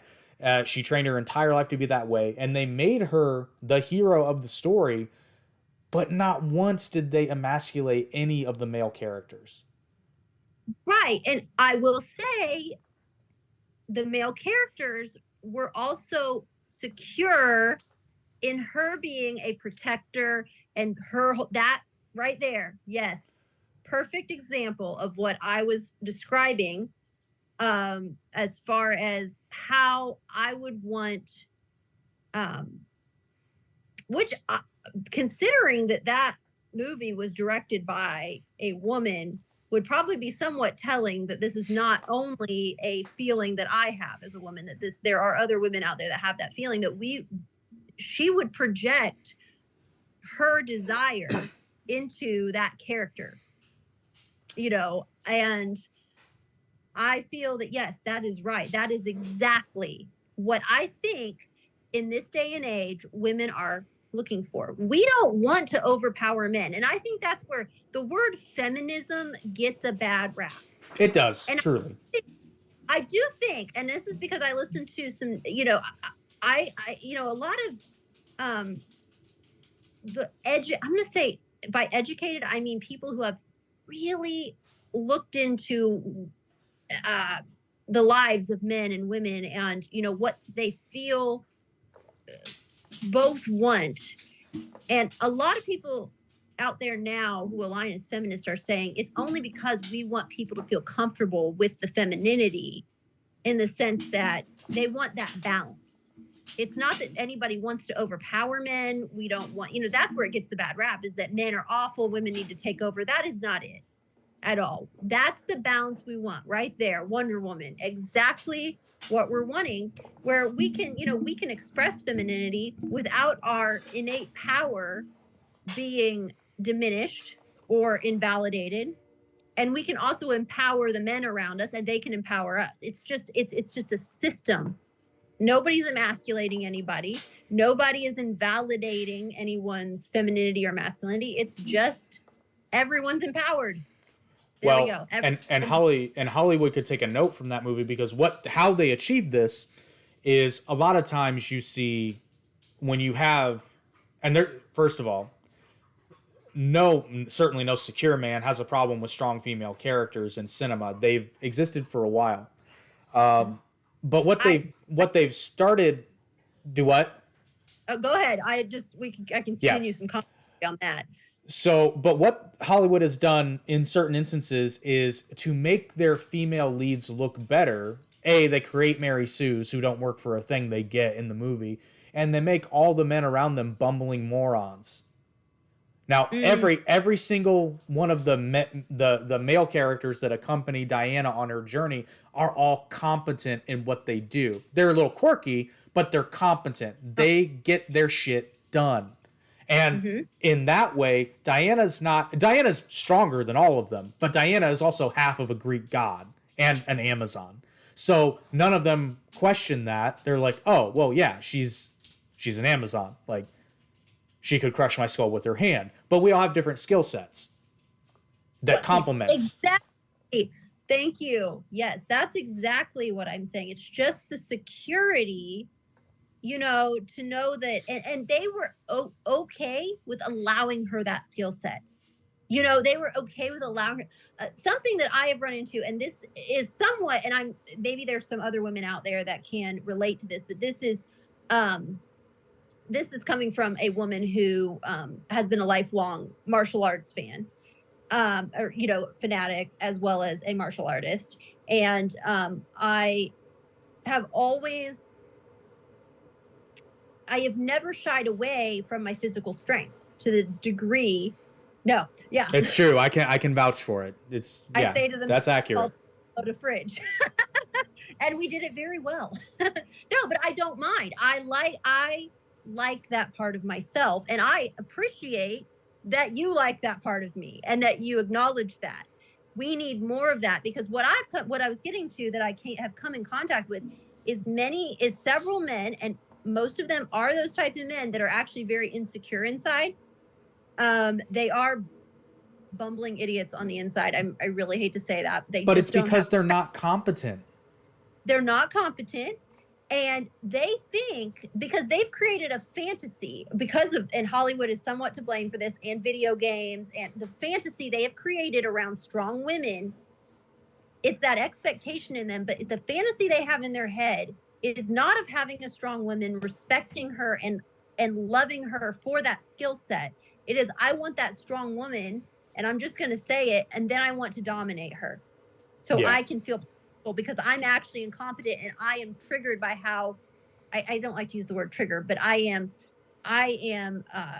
emasculated in here by her competency in something that I don't feel competent. Even if that man is physically stronger than me, he will still feel somehow emasculated by the fact that I am not afraid of my physical strength, because that's supposed to be his trait as a man. And I say this about insecure men. This is not secure men. This is not, competent men like we're talking about. I'm talking about incompetent men.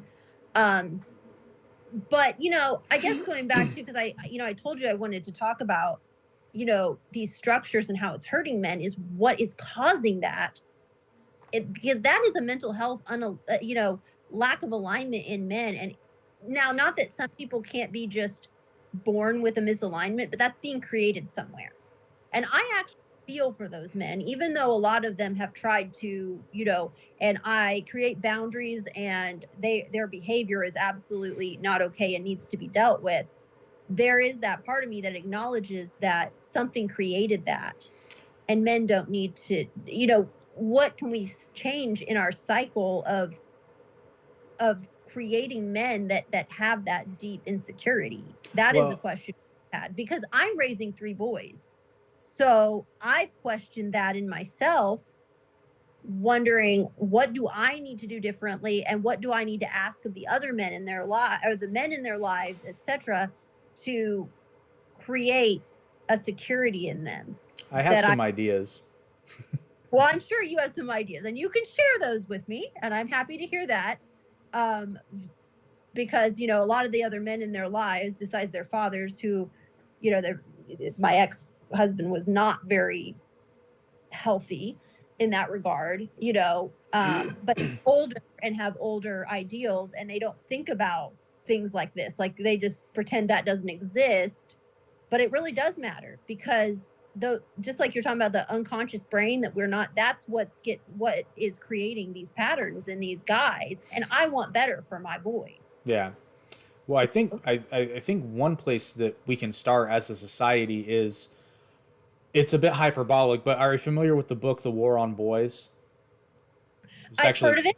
It's actually written by a woman, so bear with me. She lays out, and I can see where she's coming from, having not read the whole book, but I've listened to a couple of podcasts that she's been on, and she lays this out, that the current education system in the United States is heavily favors girls' temperament, especially the younger, the worse it is, because typically young boys tend to be a little bit more rambunctious. It's a little bit more difficult for them because they haven't developed that control yet. Now, I'm not saying let them run around, but I think we can change it to where, instead of painting it as something negative, just paint it as something like, At this stage, we're a little bit different. By the time you're in high school, you should be able to sit down for 8 hours. By the time you're in middle school, you should be able to sit down for 8 hours. But when you're younger than that, maybe, and I'm not an educator, so I can't even begin to solve this problem. I'm just identifying the symptom. I'm copping out. Oh yeah, I'm with you completely. Yeah, I don't know how to Someone fix. Yeah, school system completely.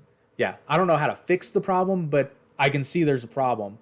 And I can remember this because when I was in elementary school, all my friends and I wanted to do was go outside and run around and play.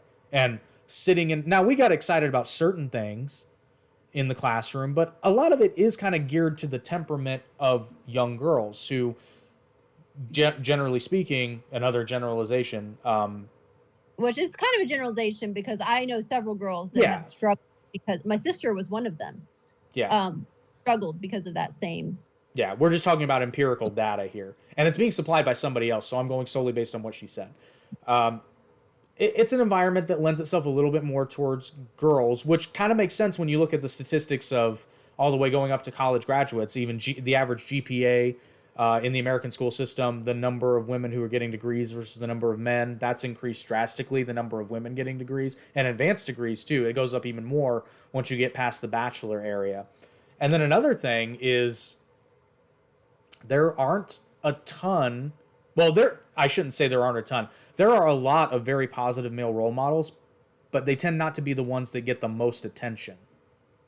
Well, and you got to think at your elementary level, there's it tends to be a larger majority of female yes. teachers. Now, there are a lot of males, and I will say that my middle son, now he was kind of, he's neurodivergent. So school was difficult for him for a long time. For one thing, sitting still, but also just he's the type to get overstimulated very easily. But school was very much a struggle for him. And he had some wonderfully supportive teachers. But he changed completely in third grade. Which he has a dad who is a good dad, but has a very strong disciplinary, like he's a more aggressive type man. Like he's going to be a little more intimidating. Whereas my son, he's the one that I was talking about that is much more passive, just as a personality. And but he changed schools, went to a new elementary school, and he ended up in a class with a male teacher. Only male elementary school teacher outside of they've had an art teacher, some specials teachers that were male. But as far as a homeroom teacher, he had a male teacher. And from that year on, he changed as a student completely. I wouldn't say he was perfectly focused, but having that male role model consistently with him who was a calm, healthy, masculine presence during such a large part of his life during that year made a huge difference in his ability to perform in school. And he loved that teacher. I mean, he liked his other teachers, but I've noticed that every time he has one teacher this year, he's in middle school now, but he has one particular teacher who I know personally. He does a lot around our community here in Shelbyville, but he has also a very healthy masculine personality. And my son is just very attracted to that. It's like he knows on an innate level, this is what and he will tell me he's not my favorite teacher as far as subject, but he is my favorite person at school. And, I think it's very interesting that a young boy, can recognize this is what I should be, aiming towards. He'll say, I love his calmness. I love how he does not raise his voice unless he has exhausted every other, he will speak to the kids with respect. He will, he treats them as individuals and as, not as a peer. I don't mean that. He definitely takes control of his class, but he does not have anger issues. Yeah, that makes sense. Men and aggression issues, like a lot of the men that he's seen. So going back to that, I think that a hard part for, I'm sure, boys is that they are not, and to a degree, I'm going to say also girls, and I'm going to say it for this reason, is that not every girl, myself included at the time, did not have the healthiest male, role model at home. So a lot of these kids in general are coming to school and they're only seeing, for the most part, women who are all very good teachers, I'm sure. Well, most of them. There, you get your bad eggs. We've had a few. But most of them are very good teachers, but they're only seeing one side of the spectrum. And a lot of kids don't either have an unhealthy male at home or they have none. So you're right. I mean, these boys aren't necessarily seeing a healthy male until maybe they hit middle school age. And by then it can be too late. I shouldn't say too late. That sounds very absolutist, but they're at a deficit by that point. Well, right. Yeah. I mean, usually by about the age of 7 or so, a child in general has set their views. But I've noticed, I think with boys, it's even more of a cutoff. And I don't know if that's just because of, but it seems like more boys tend to be sort of black and white, I feel like. And there's just like a pretty strong cutoff. Not that they can't be found, because there's lots of stories of, this teacher changed my life, turned me around. It can definitely happen, but it's hard after that point. Yeah. And then another thing, and I think this is actually a lot more important than people give it credit for, but I can speak to this personally because this speaks to my upbringing, and I'm a little bit atypical in this regard because even as it's always been this way for me. Fictional characters can play a huge role in shaping morality, a huge role. Correct. We are alike in that regard. Yeah. Well, and I'm a little bit weird because at least in my peer group, a lot of them really found, it depends on the show or the movie or whatever, but a lot of them kind of found the villains to be more cool. And generally speaking, like, don't get me wrong, I like a cool villain. But I almost always identified with the heroes. And I don't know where that started, but I can say with absolute certainty, at least a portion of my moral compass was shaped from the fictional characters that I watched, read, and looked up to when I was young. Absolutely. Same for me. I mean, I honestly think that the fact that I didn't align with my family's traditional values, and I tended to be the black sheep, was my interest in so much fantasy fiction. And there are so many strong women that have powerful abilities beyond, what women in our reality, or at least at that time, on the internet now, we can see female bodybuilders, we can see female MMA fighters. We didn't have as much of that when we were kids. Yeah. So fantasy was a coping mechanism for me because my house was sort of emotionally chaotic. So, my sister would even tell people, oh, we didn't have to worry about my sister. She was probably in a book reading, or in a corner reading some fantasy book. Well, that was my coping mechanism. It's not, you didn't have to worry about me. It's just and I built my character and my personality and my coping with the world based on that. So you're right. I mean, that is a huge part of what can be a huge part of what creates us.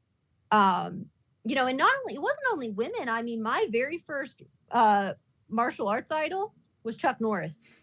I watched Walker, Texas Ranger. Yes. And Chuck, I did not have a crush on Chuck Norris. It wasn't something, it was I respect want to be Norris, but a girl. Absolutely. And then later I found Bruce Lee. I found, and of course I loved Power Rangers like every kid our age did. And then, Mulan was, of course, my favorite Disney movie. And we all know the premise of Mulan, which has some of its own amazing themes when it comes to gender. We can go deep into that. I was hoping you would.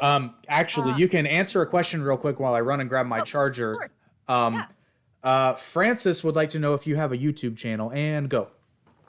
I do not have a YouTube channel. I've definitely thought about starting a YouTube channel centered around a lot of these kind of principles and ideals and just my experiences. I appreciate that you asked. That is flattering to me. It has been something I have considered. And now that I'm, getting a little bit of screen time here and actually bringing some of these views out in discussion, maybe that's something I'll consider doing here in the. Yeah. By the way, you may have forgotten about this, but I said she should start a podcast. He has told me I should start a podcast, and you should start one and join the. It's not even a network; it's like a confederation, but the Arete podcast network will host it for you. All right. Well, I will give it some very serious thought, and I'm sure that Jake will share with you if I decide to take that endeavor. Francis says you should. Oh, well, thank you. And Francis. you should listen to the men.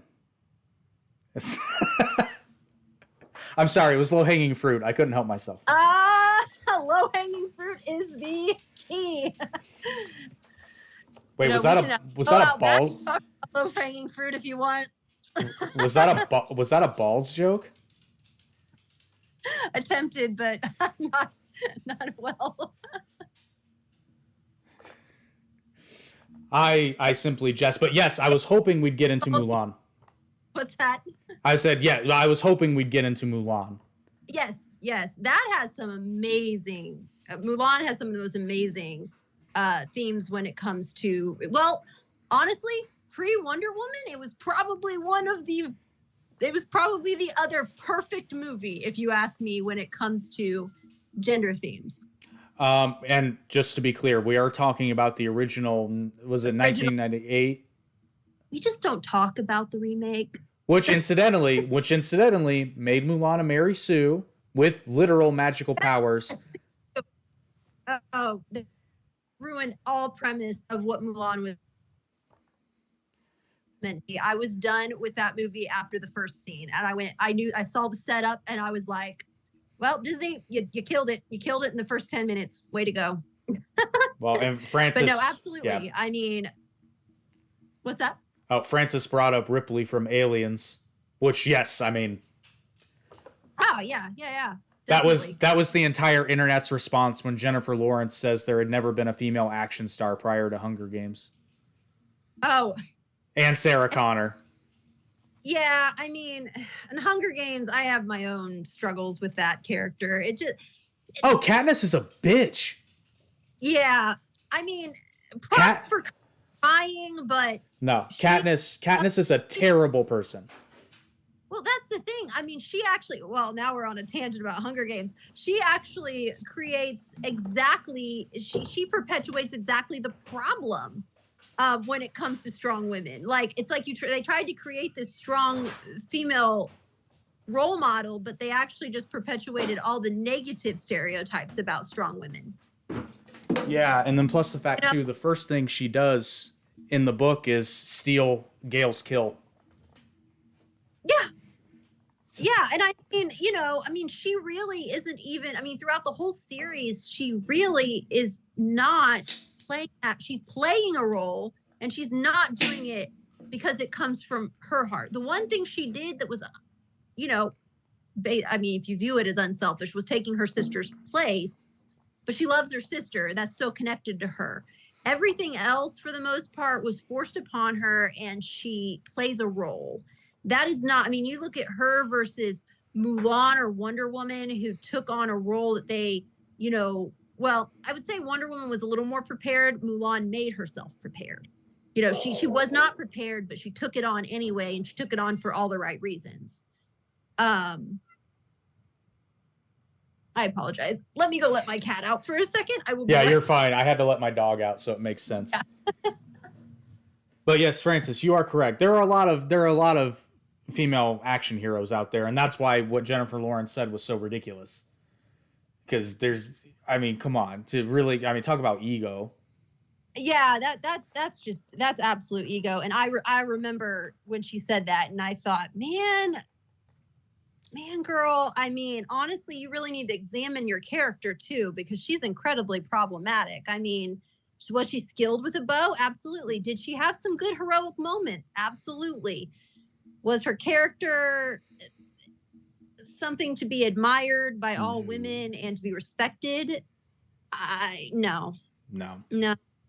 She made a lot of selfish moves. And humans, we do make selfish moves sometimes. It happens. However, that shouldn't be, I mean, that shouldn't be our ideal, what we should be reaching for. Yeah, it's not the ideal standard to reach for. Yeah, exactly. That's the things we work on. But Mulan. On to Mulan. On to Mulan. I will say my biggest disappointment was they took out the haircutting scene, which is, oh my god, it's such a great it's such a great moment, because it is, I'm a big nerd when it comes to symbolism and themes like that. Thematic symbolism they took away big time, because she is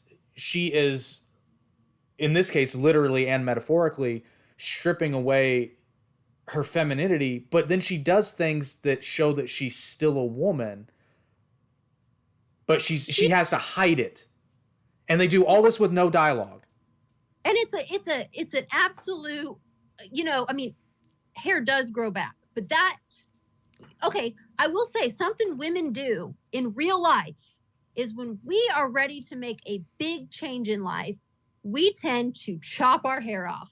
And it is honestly, it's just because that clean cut, that is a real life thing that women do. Not every woman does it, but a lot of women, and I have done it at pivotal times in my life, I will just go and chop my hair off and get a small, there's something empowering about it, because that cutting, it just cuts loose. It like, this stuff's heavy. It really is. This is heavy. No, and it's symbolic, but honestly, if maybe as a man, you wouldn't really know how much weight literally comes off your shoulders when you do this. And even though it's symbolic, it's like you take, now I'm wanting to go chop my hair off. Thanks for having this conversation. But no, there's, even as a woman, that scene is incredibly symbolic, because the amount of weight that comes literally off of our shoulders when we do that is tremendous. And it's like all the emotional and the mental weight that had been on us goes as well. So taking that scene out absolutely took all the weight out. There was no dramatic change. There was no dramatic decision. It was just like, I'm this gifted person and it's my role to go do this. And it was just all so, and then, oh no. But the hair cutting, I mean, it's shown also in, which this is a male role, but in Avatar: The Last Airbender. Are you familiar? Do you watch? No, I have to let my dog in. So go into that for sure. Oh, okay. Well, if anybody here watches Avatar, if you don't, you should. Yes, it's an animated kid series. However, it has some amazing themes about human growth and evolution, and coping with awful tragedy, with trauma. It's excellent. It was geared towards children, but it is an adult show. It is wonderful. But there is a scene where a character pivotally leaves his old life and cuts his hair off. And I agree with you that was the pivotal scene where he changed. And if you haven't watched it, you need to go watch it. I've tried. I can't get into it. I've only watched a handful of episodes, though. Like, I'm not writing it off. I'm just... Oh, but see, you can't go off a handful of episodes. The first season you can't go off of. You have to get into it. Yeah, so I've heard. Just so you've heard, well, I am telling you right now, you've got to. It's so much better. I hear good things. But it's worth noting, though, in that Mulan scene, she cuts her hair off, but then she puts on armor. Yes. So I love that whole scene, because it's a how do I put this without, because I know what I'm thinking in my mind, but I have to put it into words. So it's like she is... Is that somebody knocking on my door? Is that her tail? She's shedding her obvious feminine traits. And it's like she's putting on a new skin, because she's putting on a new persona. But they go out of their way to make you understand that she's not becoming a man. She's putting on the exterior persona of a man. Right, but ultimately armor, I mean, at the time, yes, that was a man's role, but armor is just a protection of a human body. Right. So really, she didn't look out of place in the armor. She just looked out of place for her time. Well, right, but that Mulan is all about stepping outside of the. I wouldn't even say the traditional, because there's. It's argued that she did something that's extremely traditional, which is take care of her family. Mm-hmm. And she wasn't able to do that with the, quote, traditional feminine role. So she had to step outside of that out of necessity for the ultimate good, which was preservation of her family. And it's funny that I said preservation, because you don't know this, but we recently did a podcast where I did a deep dive on Titanic. And I actually noticed Titanic is interesting. And the whole reason I started thinking about it is because James Cameron came out and said that testosterone and masculinity are horrible.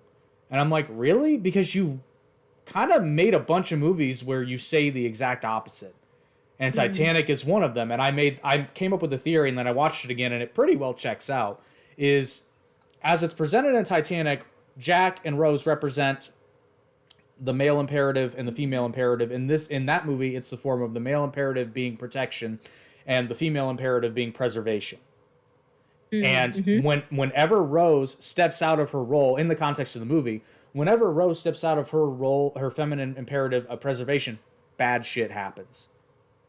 The most glaring example is when she gets put on her lifeboat and then jumps out the boat to, quote, be with Jack, which ultimately ends up killing him. That is true. And I will say, which at this point in human history, I feel like we're not hurting as far as a population issue. But let's say that we got to a point, when you say preservation, there is a reason that women have to be preserved. Yes, that's all I'm saying. It goes back to the whole, like, we're talking about hundreds of thousands of years of evolution.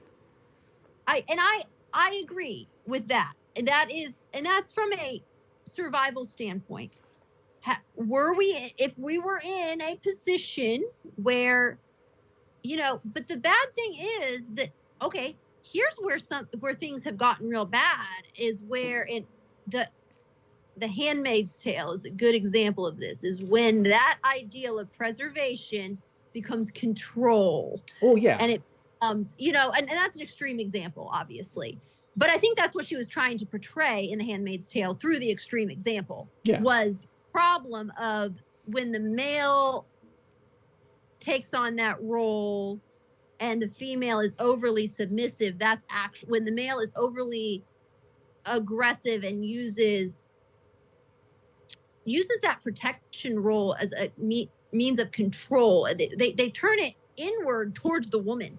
Well, but I would make the argument that is not protection, that's tyranny. Well, it is, but see, that's this alignment comes in where that's where masculinity or femininity becomes toxic, is when it becomes tyranny. It becomes, the masculine trait, out of control masculinity becomes tyranny. It becomes control. That's where our masculine traits lend to our control. The woman, the feminine traits within any human being, I'm not even talking about male and female, but when we are out of alignment and a lot of your spiritual metaphysics and stuff talk about this, but I think they're along the right lines. I mean, you can put it in any terms you really want to, metaphysics or whatever, whatnot. But when you're out of alignment, you have too much masculinity, you become overly controlling, it becomes tyranny. You don't have the ability, you're not masculine. The masculine energy is the solidness. It is that protective armor, that wall, that strength, that is the masculine energy in us. And if a person is too heavy in that, well, it's like yin and yang. If you have too much yang, you're immovable, and you can't fluctuate, you can't move. But if you're too submissive, you can't be strong. If you have too much feminine energy, or yin energy, you're not strong. You're a doormat. You're completely submissive. And that's where I think the lack of alignment comes in, is if you're too much of one or the other. Yeah, 100%. Now, I'm not disagreeing. I'm very particular about words, and You're right. Well, you are right, but it's not even taking issue with it. It's you said too much masculinity. I would rephrase it as not necessarily too much masculinity or femininity leads to tyranny. It's just that lack of ability to control that nature within ourselves can turn into tyranny and totalitarianism.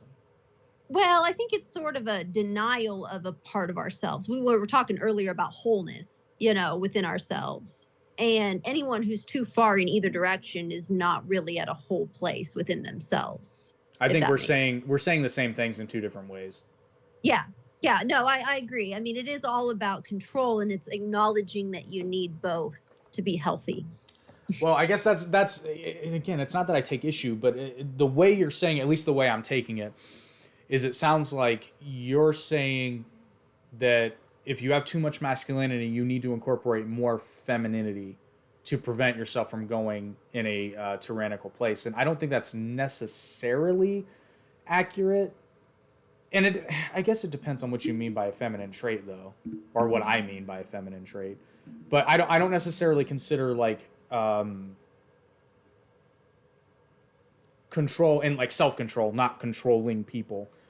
Like I don't consider that inherently feminine necessarily or masculine. And I didn't mean that was the feminine trait. I meant that you have to have the control to realize your need for the alignment. Okay. That's self-control comes from like a different place. And I really don't think that comes from a masculine or feminine place. That's a human trait. I was just going to say, yeah, I don't think that's necessarily masculine or feminine. I think that's just... That's where the alignment, that's where everything lines up. If you ask me, I mean, it's like, well, you and I do martial arts. It's why we do kata. It's why we do form. It's learning it's learning where to be hard, where to be soft, where to be firm, and where to be, more malleable, where to be more, it is the self-control, and the control comes from the center, comes from the alignment, from your body's alignment. It's the same with the mind. Yeah, and it depends on who you need to deliver said message to, because you wouldn't talk to a 5-year-old the same way you talk to a 35-year-old coworker. Exactly. Yes. I was just using that as like as an example of, a physical example of what I mean. Your core is where all of your power comes from in martial. Your core. That's your self-control point, from a physical point. I believe that we have a core from a, mental, emotional, spiritual place too. But humans have a harder time dealing with what we can't see, as we kind of talked about earlier. Now, is there a reason you're doing Naruto head signs as you're talking about? Oh, I didn't mean to be. I was just showing alignment. Alignment. I guess this is my alignment. Yeah, I have been revisiting Naruto lately, so that could be part of it. It's unconscious. Naruto's good shit. Like, Naruto's good. It is. Unfortunately, my son's been stuck on the English dub because he doesn't read fast enough for subtitles. It's so bad. He's close. He's so close. He should really, you know what? He should really just learn Japanese then. Yeah. Not mess with the reading then. Yeah. He's on Spanish right now, which is fair. He is half Latino, so. Yeah, that's fair. It's fair.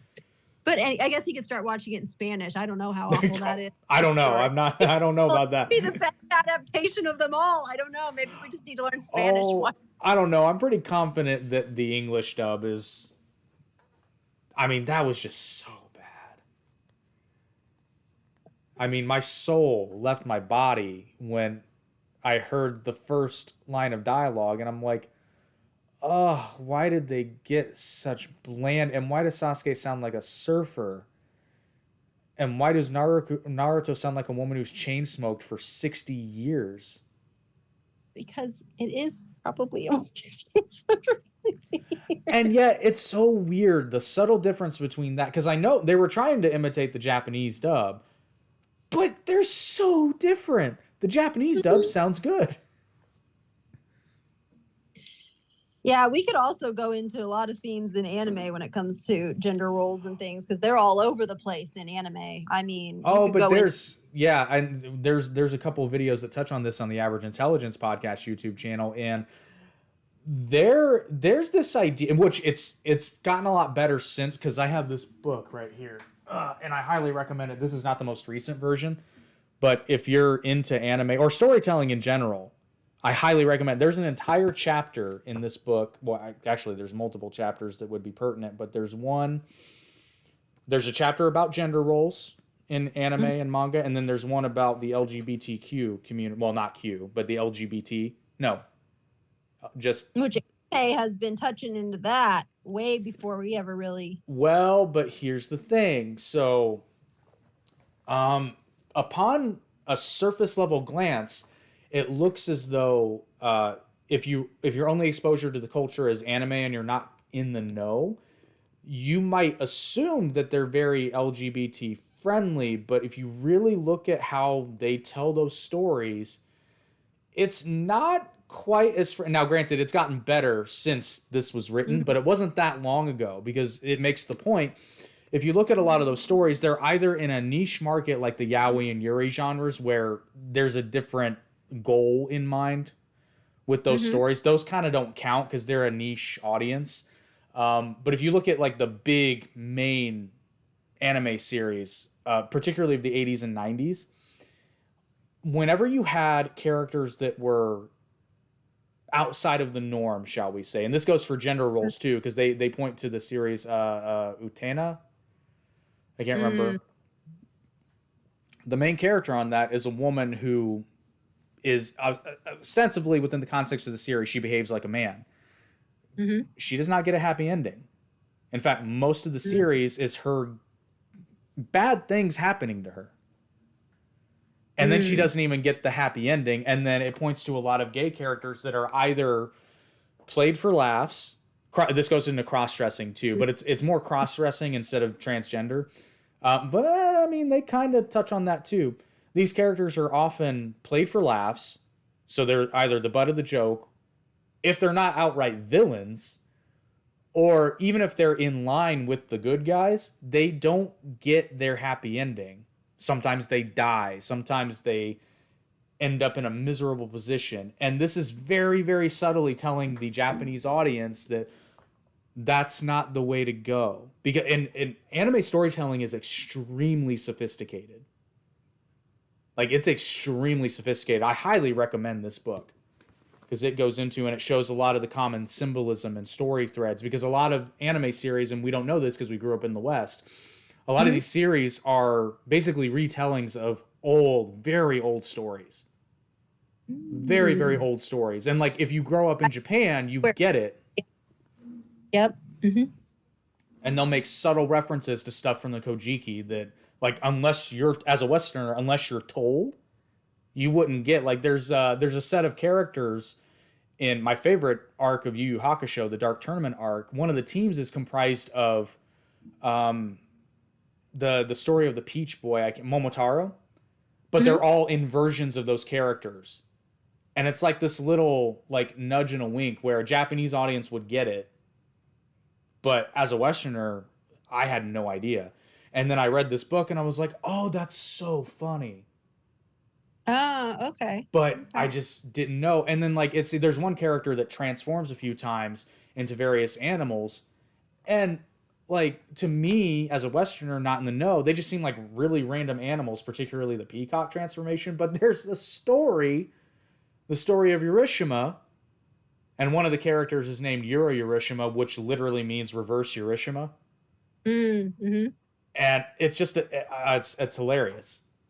It's absolutely hilarious. So yeah, book recommendation, highly recommend. There's been a couple of updates since this one. I think this is the one that was published in like 2004.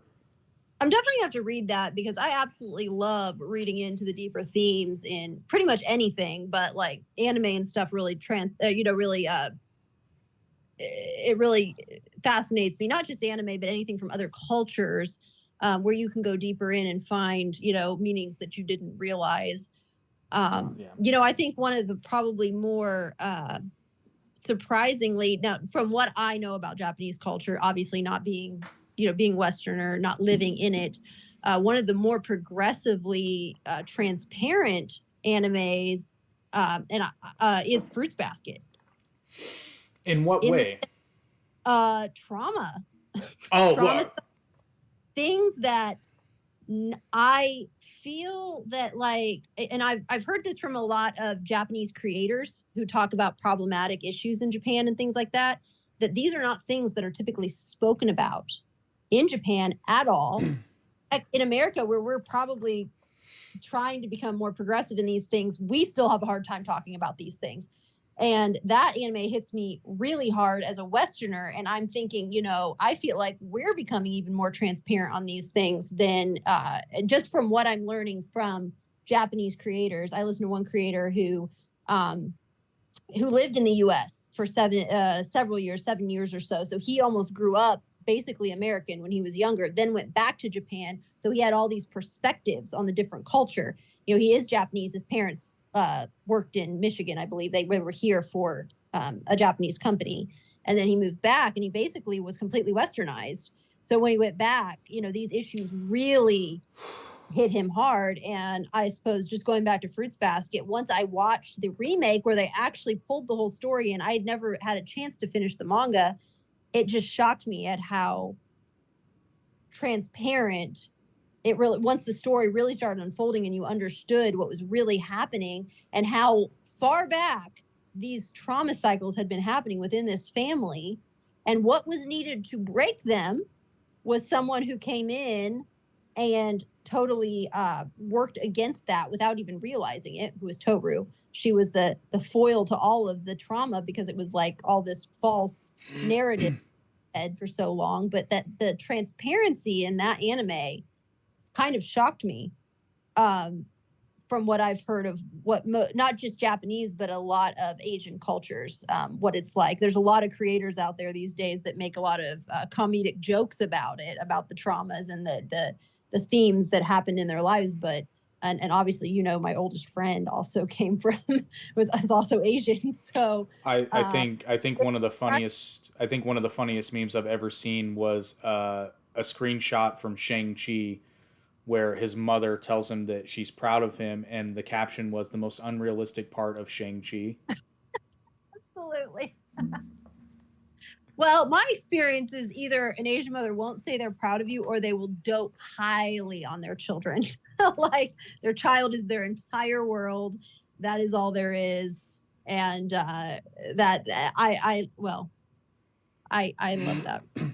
I love seeing that, but that's not always the role that a lot of, I think, kids get, because there's a lot of creators that go on that trope. But yeah. But well, speaking of Fruits Basket, another podcast about anime. Yeah, well, but I do want to touch on this. So I too have watched, and I was very excited to learn that they were gonna remake and finish it. But can we talk about how they shit the bed with the episode dealing with Kyo's transformation for the first time? When it's true form, it doesn't hold a candle to the original. It doesn't. They really should have basically just cut and pasted and just gone on from there. I agree. Mean, really. It lost a lot of its weight. It lost a lot of. I mean, still, because I'd seen the original, I was able to still pull from the episode. The same. I think I was able to pull most of the same emotional, emotional weight from it because I'd seen the original, but it definitely didn't hold a candle. Well, in a way, that's probably why it was so disappointing, because I was watching Fruits Basket with my then girlfriend, and she hadn't seen the original, so we watched the new one, and I was not complaining, but like after the episode, I was like, "Oh, that sucks," and she's like, "What?" Because it hit her very hard, but I'd seen the perfection that they stretched out across 2 episodes, and in the new series, it's treated almost as an afterthought. And so after that, I'm like, no, let's watch the original, and you'll see what it's, because I complained about a couple other things too, like even though it's the same voice actor, Ayame is not nearly as funny in the new version. No, not at all. Not even Shigure. He's not as funny.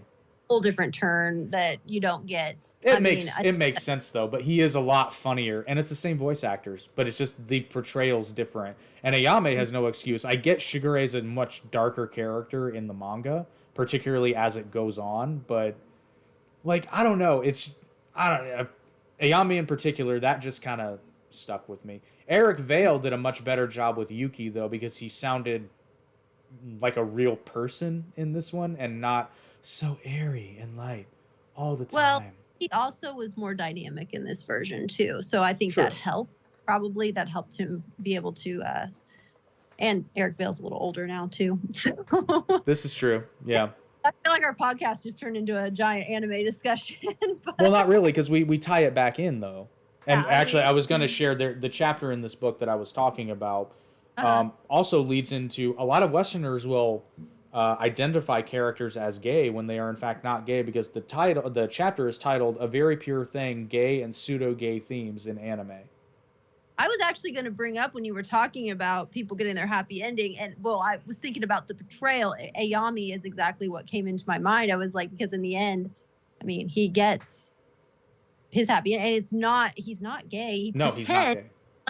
He plays it off the whole time. They've got the giant, the three,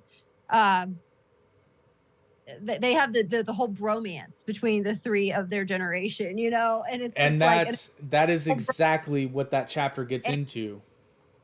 But you know what? I love that, you know, Ayami, that he's not as funny, but I love his character for the fact that he's so secure with his bros. But in the end, you realize this is just who he is. You know, it kind of goes back to my friend that, you know, was talking about not being offended by that comment about being like someone's mother. I mean, Ayami is could be seen as motherly more than he would ever be fatherly, you know, as a character. And that's okay. He's still who he is, and he's still a man, you know. He's at the very least brotherly. At the very, yes, exactly. Exactly. But, you know, I enjoy his portrayal of, I'm going to just go ahead and call it masculinity. I mean, they want to play it off as femininity, but really the stuff he likes is really just superficial. You know, it's liking fashion, liking stuff is really superficial. You can like fashion and still be masculine. Well, and here's the difference, I would say. And having not watched the Japanese version of the new version, I would be willing to bet, though, that because this is one of the aspects of Japanese culture that Westerners don't typically understand, is that there are definitely gender roles. But I would say the ultimate ideal in that would be, okay, yeah, Ayame's doing this, but is he doing it well? Is he doing it to the best of his ability? Yep. And that would be the more praiseworthy, because you can make the argument, I mean, somebody's got to do it. So it might as well be doing it well and being successful. Absolutely. And, you know, I feel like, and obviously I'm seeing them from a Western perspective, but if you look at because very similar cultures, similar ideals in that way, Korea and Japan. Korea, you look, well, and they have J-pop in Japan, but, you know, with BTS and things, K-pop has become the more, you know, popularized, you know, internationally.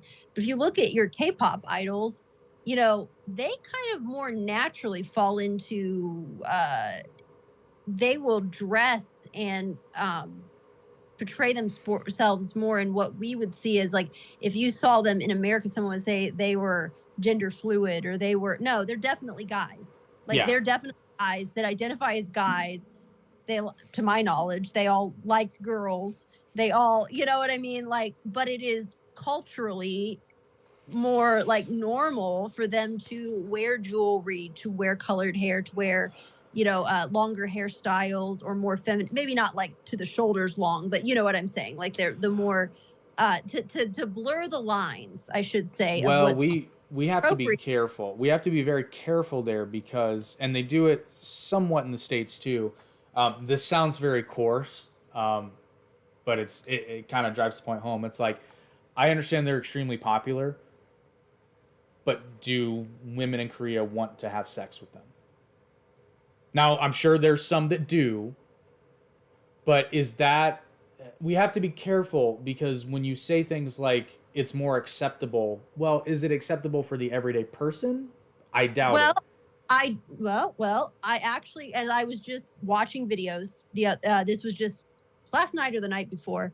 I was scrolling through and it was a Korean girl video and saying my sister's boyfriend is tutoring me, and she was saying my sister did really well, like, did a good job, like picking this one.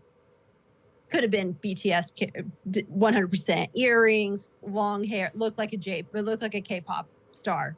I'm always, yeah, I'm not necessarily the K-pop thing because I don't know. I've never been to Korea, but It's young girls. I'm not saying this is what every woman in Korea is looking for. I'm just saying that I have at least seen, I follow a few Korean women, female creators, and some of them are older. One is in like her 40s. Of course, she doesn't look like it because their skincare is amazing.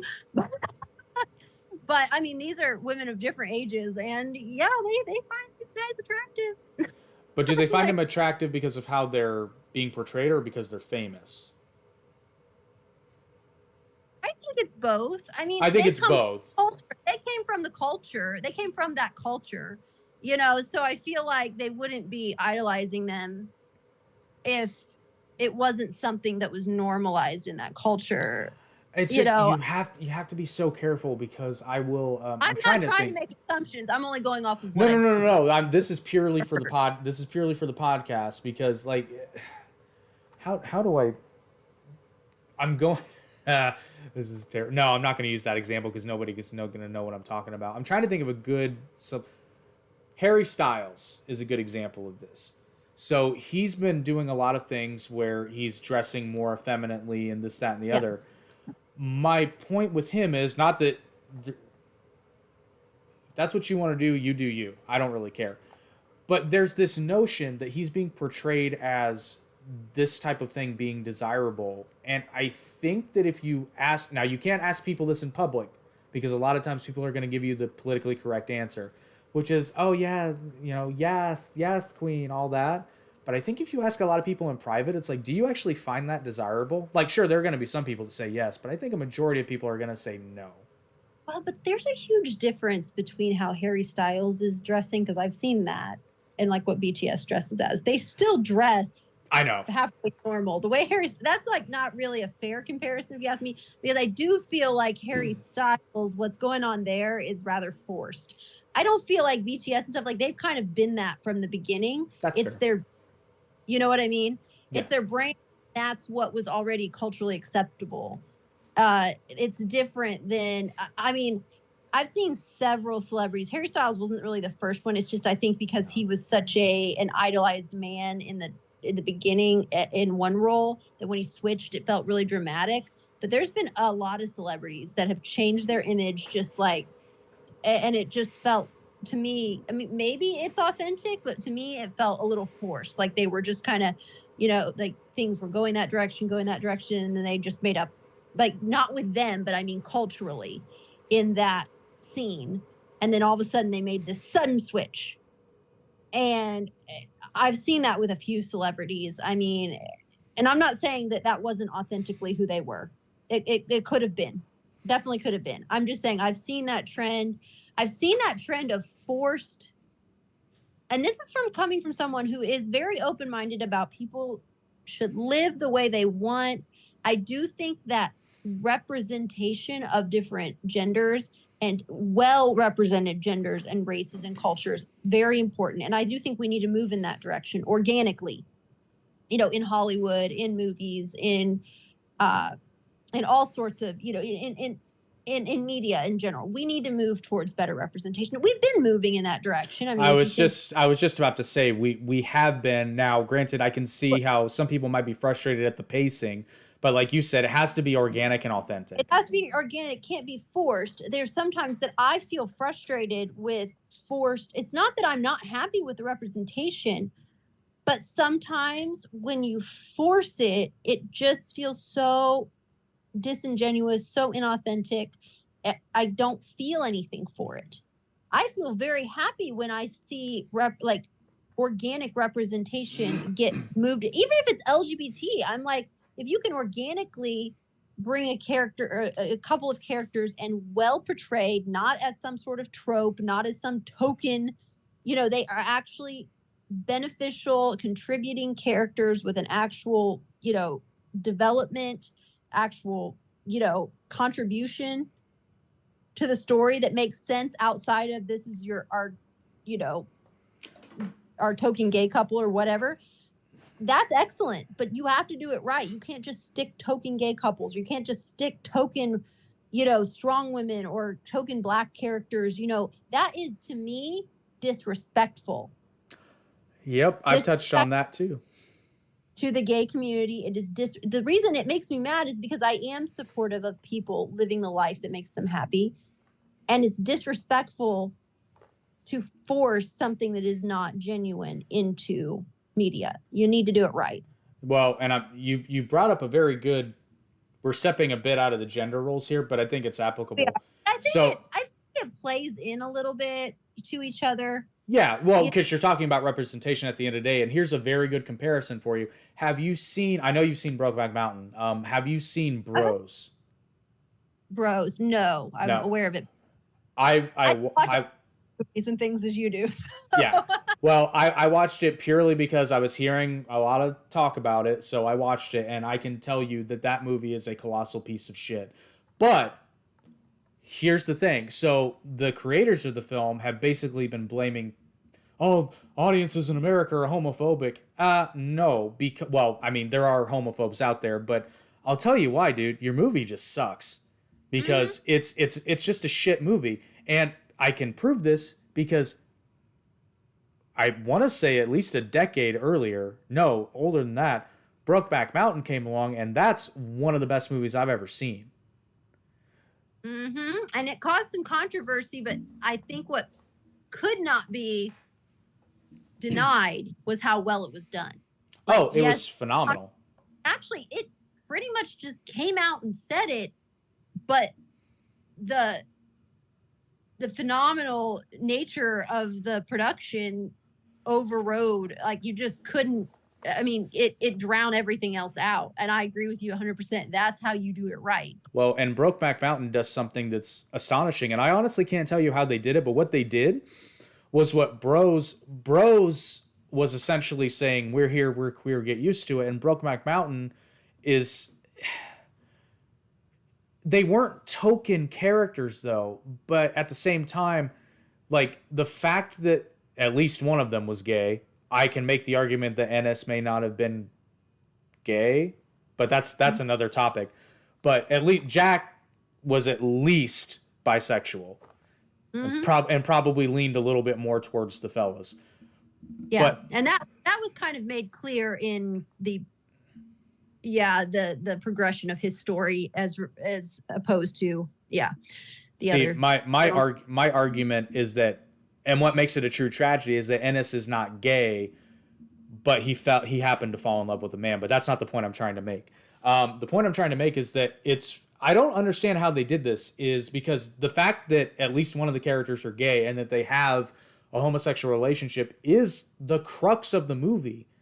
Mm-hmm. But they somehow make it not just about that. Yeah, they're like, this happened, and everybody, you want to focus on that, but that's not the entirety of the movie. But the crux of the story is the fact that it's a tragedy because there are two people who fell in love and just through shit circumstances cannot be together. Mm-hmm. The same story would apply with a straight couple. This couple just happens to be gay, and it happens to be the reason why they can't be together. You're making me want to go back and watch this movie. Am I saying that right? I haven't seen it in a while. What's the character, Jack and Ennis? I want to make sure I was saying it correctly. I haven't seen the movie in quite a while. But the fact that one of them was not gay from the beginning, and I truly do think, I mean, I say this, but it's hard for him because he did love his wife, and that part, oh God, I felt for her too. I felt so much for her. Well, and before, really, yeah. And you wanted to feel for both of them, really. but there are so many themes in that also comes back to society's expectations of us, and it weighs on that so hard. And it is you're right, to this day that's probably one of the most well done movies when it comes to, and the fact that yeah, it's just wonderful. It's funny, it ties into this because it's a tragedy of gender roles. Yes, it is. Exactly. Yep, it is. And see, as someone who is, I would say I'm more of a traditionalist when it comes to gender roles. I would make the argument that Ennis, or Jack for that matter, fail to live up to their imperative, because at the end of the day, they both take care of their families, and they could do this if they were together, mind you. It's simply the cultural norms of the time that are keeping them from being together, because at no point does either one say, no, we're going to abandon our children. That's not what they're talking about. So I would say that they could still be together and still be upholding their traditional masculine imperative, especially since they, right. I mean, they brought the kids into the world. They are their responsibilities, but at no point are they going to shirk that responsibility. Right. Yeah, they're not saying I found this and I want to shirk that. And trust me, there are plenty of people that do that, whether they're whether they're that shows that they were actually healthy.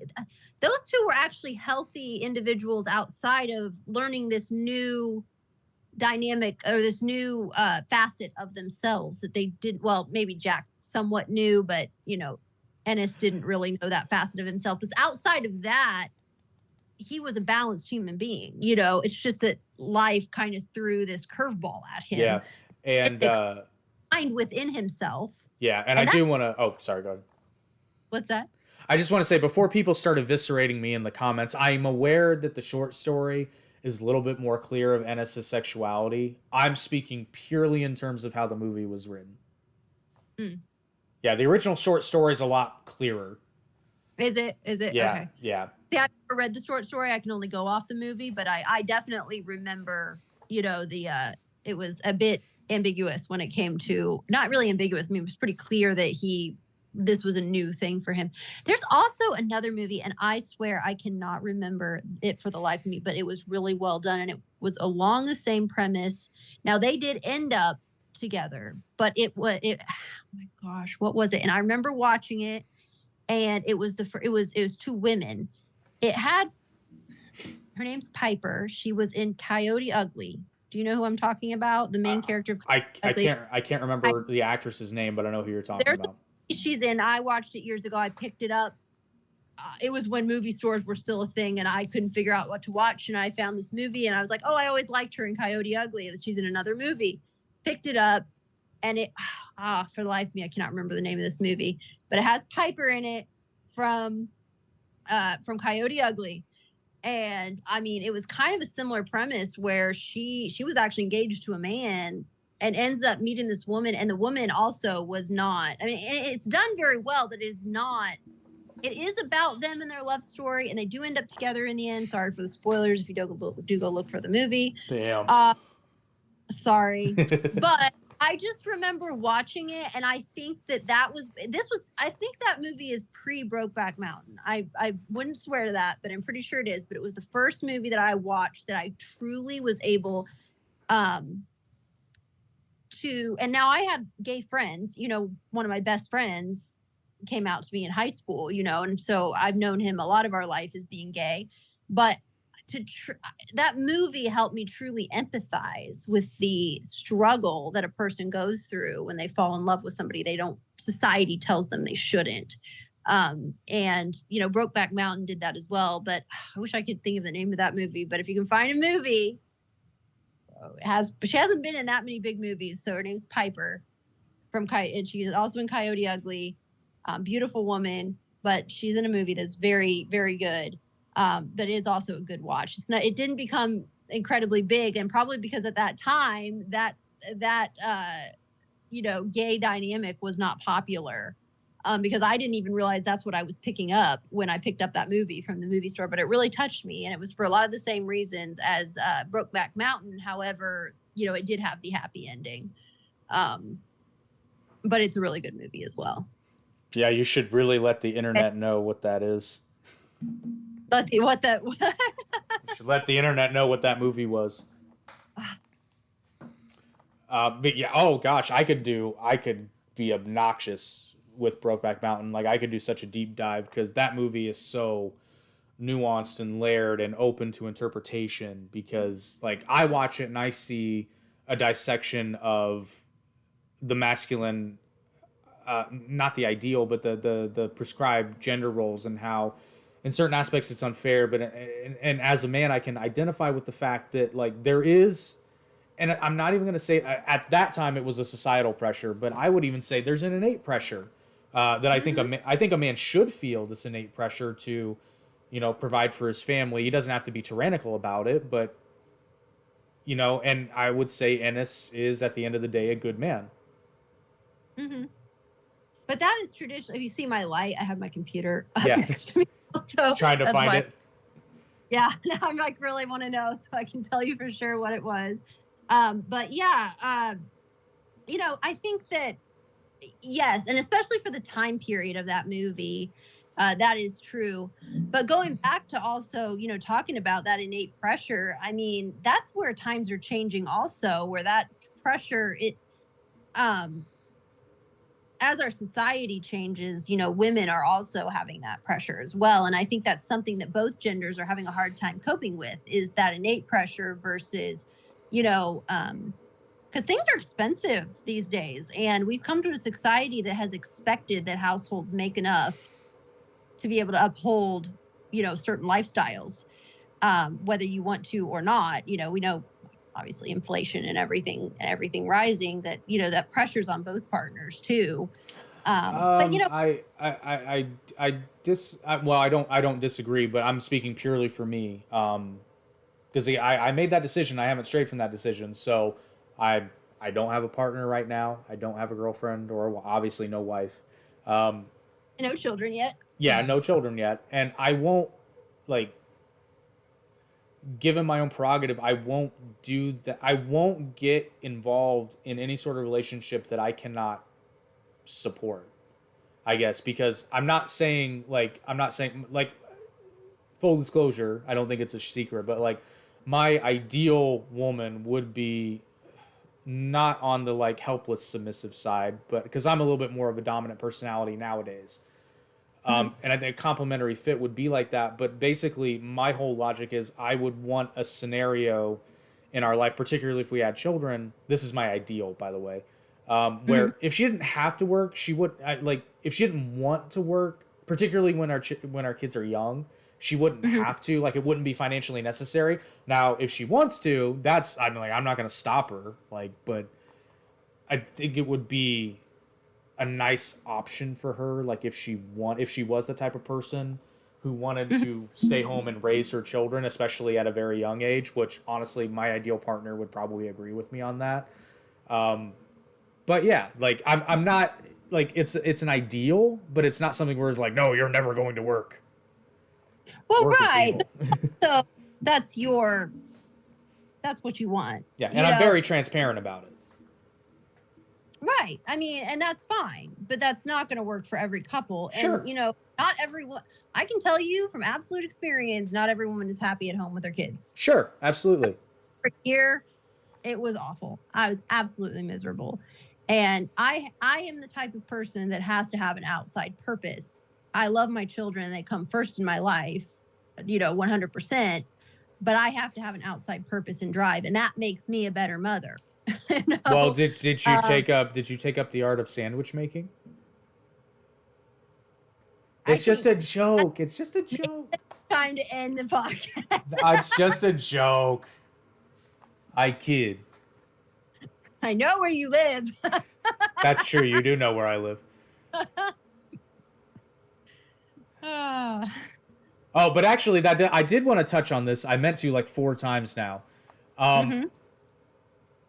Again, talking about it, I'm not such a big stickler on cooking. It was nice, but that was because it was very helpful for me because I have my schedule is insane. So having somebody who would at least cook most of the time, that was tremendously helpful for me. But I can cook, I can feed myself. And all these guys, it's so funny. There's so many guys like Myron Gaines, I'm talking mad shit, which I don't care because I think he's a fucking dork. But the way he talks about like a woman having to cook, it makes me think that he actually can't cook. Like he's incapable of doing so. And the advice I Yeah. would give, the advice I would give to any man is like, dude, you got to be able to feed yourself. Like otherwise, you just look like a total dork. Yeah, I mean, I think on both sides, men and women, I think that any kind, sometimes both can feign the inability to do something so they don't have to do it. Mm-hmm. And I'll say there's women that will pretend that they can't learn to do something. Actually, there was a woman, and I did not like this. Just so you know, didn't like this. I didn't find this empowering at all. But she was making stained glass. She obviously knows how to use her hands. She was, using welding skills, that kind of thing. And she was in her video talking about, have I ever pretended I couldn't do something and I played the helpless role so that I wouldn't have to do something? Yeah, I have. And like, she was very proud of that, as if it was kind of like a funny thing. But I didn't like that because I'm like, you're obviously capable. Now, if you went to a man or a person and said, hey, it would be helpful if you helped me with this, I am capable of doing it, I don't necessarily have the time. I mean, do I hire, people to maybe hire a painter to paint my house when I could paint my house? Because I don't have the time or the energy to be able to do that and keep up the rest of my life? Yeah, sure. But it doesn't mean I can't go do it. You know? Well, painting sucks. Yeah, well, that too. I mean, so, but sitting there and feigning that you can't do it, whether you're a man or a woman, pretending you can't do something, so to get someone else to do it. I mean, I go through this with my own kids. Kids will do it. They'll feign until they get the parent to do it. I'll come home from work. Two of my kids are one's 13, one just turned 15, perfectly capable of making themselves a sandwich, cooking a bagel, making ramen, whatever. There's always tons of food in our house. And if I come home from work and they're like, Mom, I'm so hungry, there's no food, I haven't eaten all day. Yeah, I'm like, no, you will get full when you go make yourself food. And I won't make them food until they go make themselves something, because all they're doing is pretending they were helpless. Yeah. My 8-year-old will go make himself a peanut butter sandwich before my teenagers sometimes. And all that is feigned, incapability. So they can, so that kind of needs to stop too. I agree with you. Like sitting there and pretending is not helping the cause at all. Well, no, what I mean by in the case of Myron is he only speaks about like, oh yeah, my ideal woman will cook. Like this isn't negotiable. Blah blah blah blah blah. And it's like, are you saying that because it's something you want, or can you actually just not cook? Because it seems like you just can't cook. Yeah, I mean, I don't know. I mean, wanting to have a partner that can cook. I mean, honestly, if you want to ask about my ideal man, I want a man who can cook. Not because I want him to cook everything for me, but I want him to take on a couple nights of cooking because I cook a lot. That kind of goes into like it's weird. I don't know if this might be a different kind of feigning, but like if like it's come up on a couple of dates or just chats that I'm having, and like it's the whole like, what are you doing? It's like, oh, I'm making dinner. Oh, you can cook? I'm like, well, fuck yeah, I can cook. I have to live. Like, that does shock me. It kind of also goes back to like people assuming things about me as a woman. I'll go and start hauling gigantic boxes when we get orders at work. I've done this at about every job. I don't ask some dude to do it. And all these women are like, oh, you're going to hurt your back.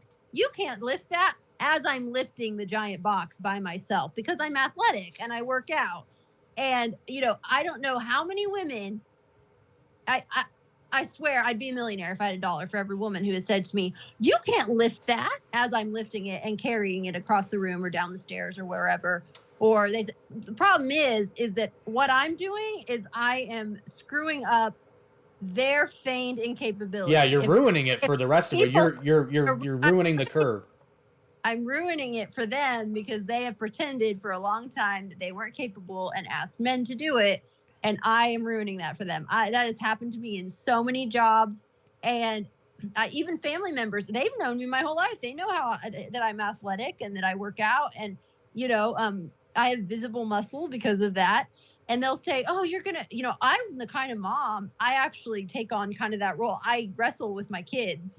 I will put them above my head. I will do all this stuff, and my family just looks at me like, "Oh, you can't do that. You're gonna hurt your back. You're gonna have back injuries." And I'm like, in my mind, I'm wanting to say, no, this is why I'm not going to have back injuries, why I'm not going to be, unhealthy, because I don't shy away from the need to have a healthy physical body. Yeah, I can attest to that. She assisted in, my plan was to slide the fridge down off of its back, but it became very clear once it was in the truck that wasn't going to help. So she assisted in deadlifting a refrigerator standing up off the back of a pickup truck. So I can attest to that. No, but I mean, really, that feigned incapability is all over the place, and women are just as we're just, I should say I can't say I really do that as much as, if it is a job that I know is going to take me a long time, but I know a man that already has the skill set, my toilet's broken and I know my uncle could help me. But what I do is I stand over them and I learn and I watch so that next time I don't have to have them come. Right. But that's an issue. That's an issue of skill set, not gender. Right. But most women would not stop and learn how to do it. You see what I'm saying? Like, I shouldn't say most women, but a lot of women wouldn't take the time to say, hey, could you come fix it for me this time? And then watch them do it so then they can do it the next time. That's not necessarily, they would just call someone every time. But, there's also a lot of men that want to call a handyman and they don't have any interest in fixing anything, but they have lots of other skill sets and traits, Yeah, well, like that's that. Yeah. But I'm just saying, if you're shying away from a skill set just based on the idea that women don't do that or men don't do that, then that's the problem. 100%. Yeah, because there's a lot of things I don't know how to do. And in the interest of not fucking it up, I'll just pay someone to do it. Mm-hmm. You got to check that ego because, like, you can't expect a guy, which I know some that can, and these are very, but they're not stupid, but, like, you're not going to have a long philosophical discussion with these guys, but, like, you can't expect a guy to be heavily cultured, as they say, be able to repair any measure of a car. Because, like, I can do basic automobile repairs and maintenance, that kind of stuff. Be able to, like, build or repair every single part of a house. That kind of stuff. It's just there's not enough time to learn all those trades. Like, I can do a lot of basic shit, but that's just come from necessity and learning how to do stuff. But, like, I can't build a house. Right. And it's the same with women. I mean, I'm not naturally a good housekeeper. I keep up with my house to the best of my ability, but I've met lots of women that I'm like, how do you keep it perfect? They pay someone. I mean, I really don't understand their methods. I mean, they pay someone and lie about it. Well, not necessarily. I've met a few that really know how to do it, but you know what? That's where they focus their lives. And I have, other areas that I've wanted to focus on. And, I keep my house clean enough for our family and, keep it as picked up as possible and everything. But you can't expect every woman to be a good cook either. Like, you can't, sometimes, I mean, yes, you can learn any skill, but my mom didn't cook a lot because she was working all the time. There's a ceiling there for everyone. But even when she doesn't, even since not working a lot, I mean, everybody said, well, it's because she was a working mom. But even when she wasn't working a lot, cooking just was not her thing. It's just not something that she enjoys. So she just never naturally became good at it because her brain was like, nah, no thanks. I will often joke that my house is guy clean and my cooking is edible. Oh, that works. Works for me. But then again, not every girl is completely clean. I mean, if you're going off that, then I don't know what my house is. Because well, I think the secret to cleaning in a household like that is the vast you're majority of it is cleaning up actually after better. yourself. Yeah. Yeah. Naturally, women are not necessarily better at cleaning. It's just been I can attest to that. expected. It's been more expected of us, but we're not necessarily naturally better at it. I'm a little too ADHD sometimes. I'm a little too unfocused to keep, everything. Things get left around and stuff. It's a personality trait. It has nothing to do with me. I was actually shocked the first time since my girlfriend had moved out, the first time I deep cleaned my house after she had left and I was done, I was like, it hasn't been this clean in like a year and a half. What the hell? I've been bamboozled. Well, that's because we're not necessarily great at cleaning. I've met some men that, man, they are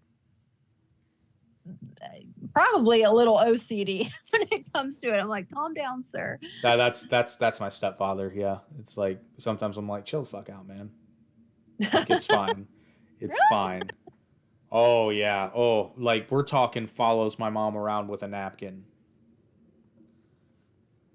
Like, yeah, it's pretty. She's nearly killed his spirit though. I was gonna say, but God bless him, he tries.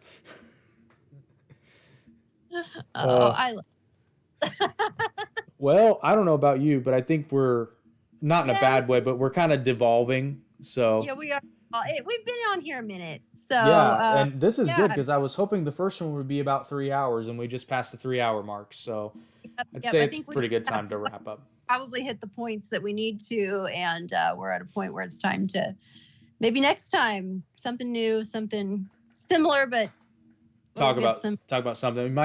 You might start your own podcast because clearly Francis would like to chime in on that. If you would, I'm happy to show you how I do everything, but there's 100 different ways you can do it. Okay. Yeah. Sounds good. I will give it some definite thought because I have highly considered starting some sort of media presence. Just haven't really found the right opening. So I say the right timing, but I guess you're never really fully ready for anything. If you wait till you're ready, you'll never do it. So the first podcast I did, I was literally like 6 months of Eric just saying, we should do a podcast. Like, fine.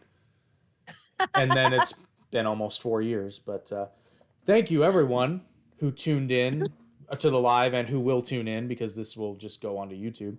I will not really apologize in advance, but just let you know, in the interest of being on the internet, the title and thumbnail are going to be kind of clickbaity and completely disingenuous, but that's just to get people to watch it.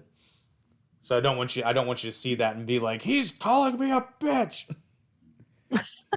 Not true. But thank you for everybody who watched and will watch and who will listen on the audio streaming platforms because that will be coming soon. Thank you. And be sure to like, share, and subscribe because you'll see the Arete podcast along with all the other content on this channel, including the shorts series of inspirational quotes from my personal collection of quotes that I find fascinating, as well as my other content. And be sure to enjoy your Stevie Wicks candles when you order them, because you should. They're the best candles you will ever get. Don't drink them. Don't drink them. I know they look very realistic, but don't drink them. Just smell them and enjoy them that way. And I had something completely planned out. But, also you can check out the parent website where we host all of our podcasts in one convenient location, as well as the Arete Media blog, which contributors of podcasts are welcome to post if they have something they want to write about on there, as well as the documentation of the All Events Welcome Championship, which has been retired, but we will be debuting a new championship, which is just fun nonsense that we do just for shits and giggles. Later on this year, so relatively soon. aretemedia.org. That link and the link to Stevie Wicks with your promo code are in the description.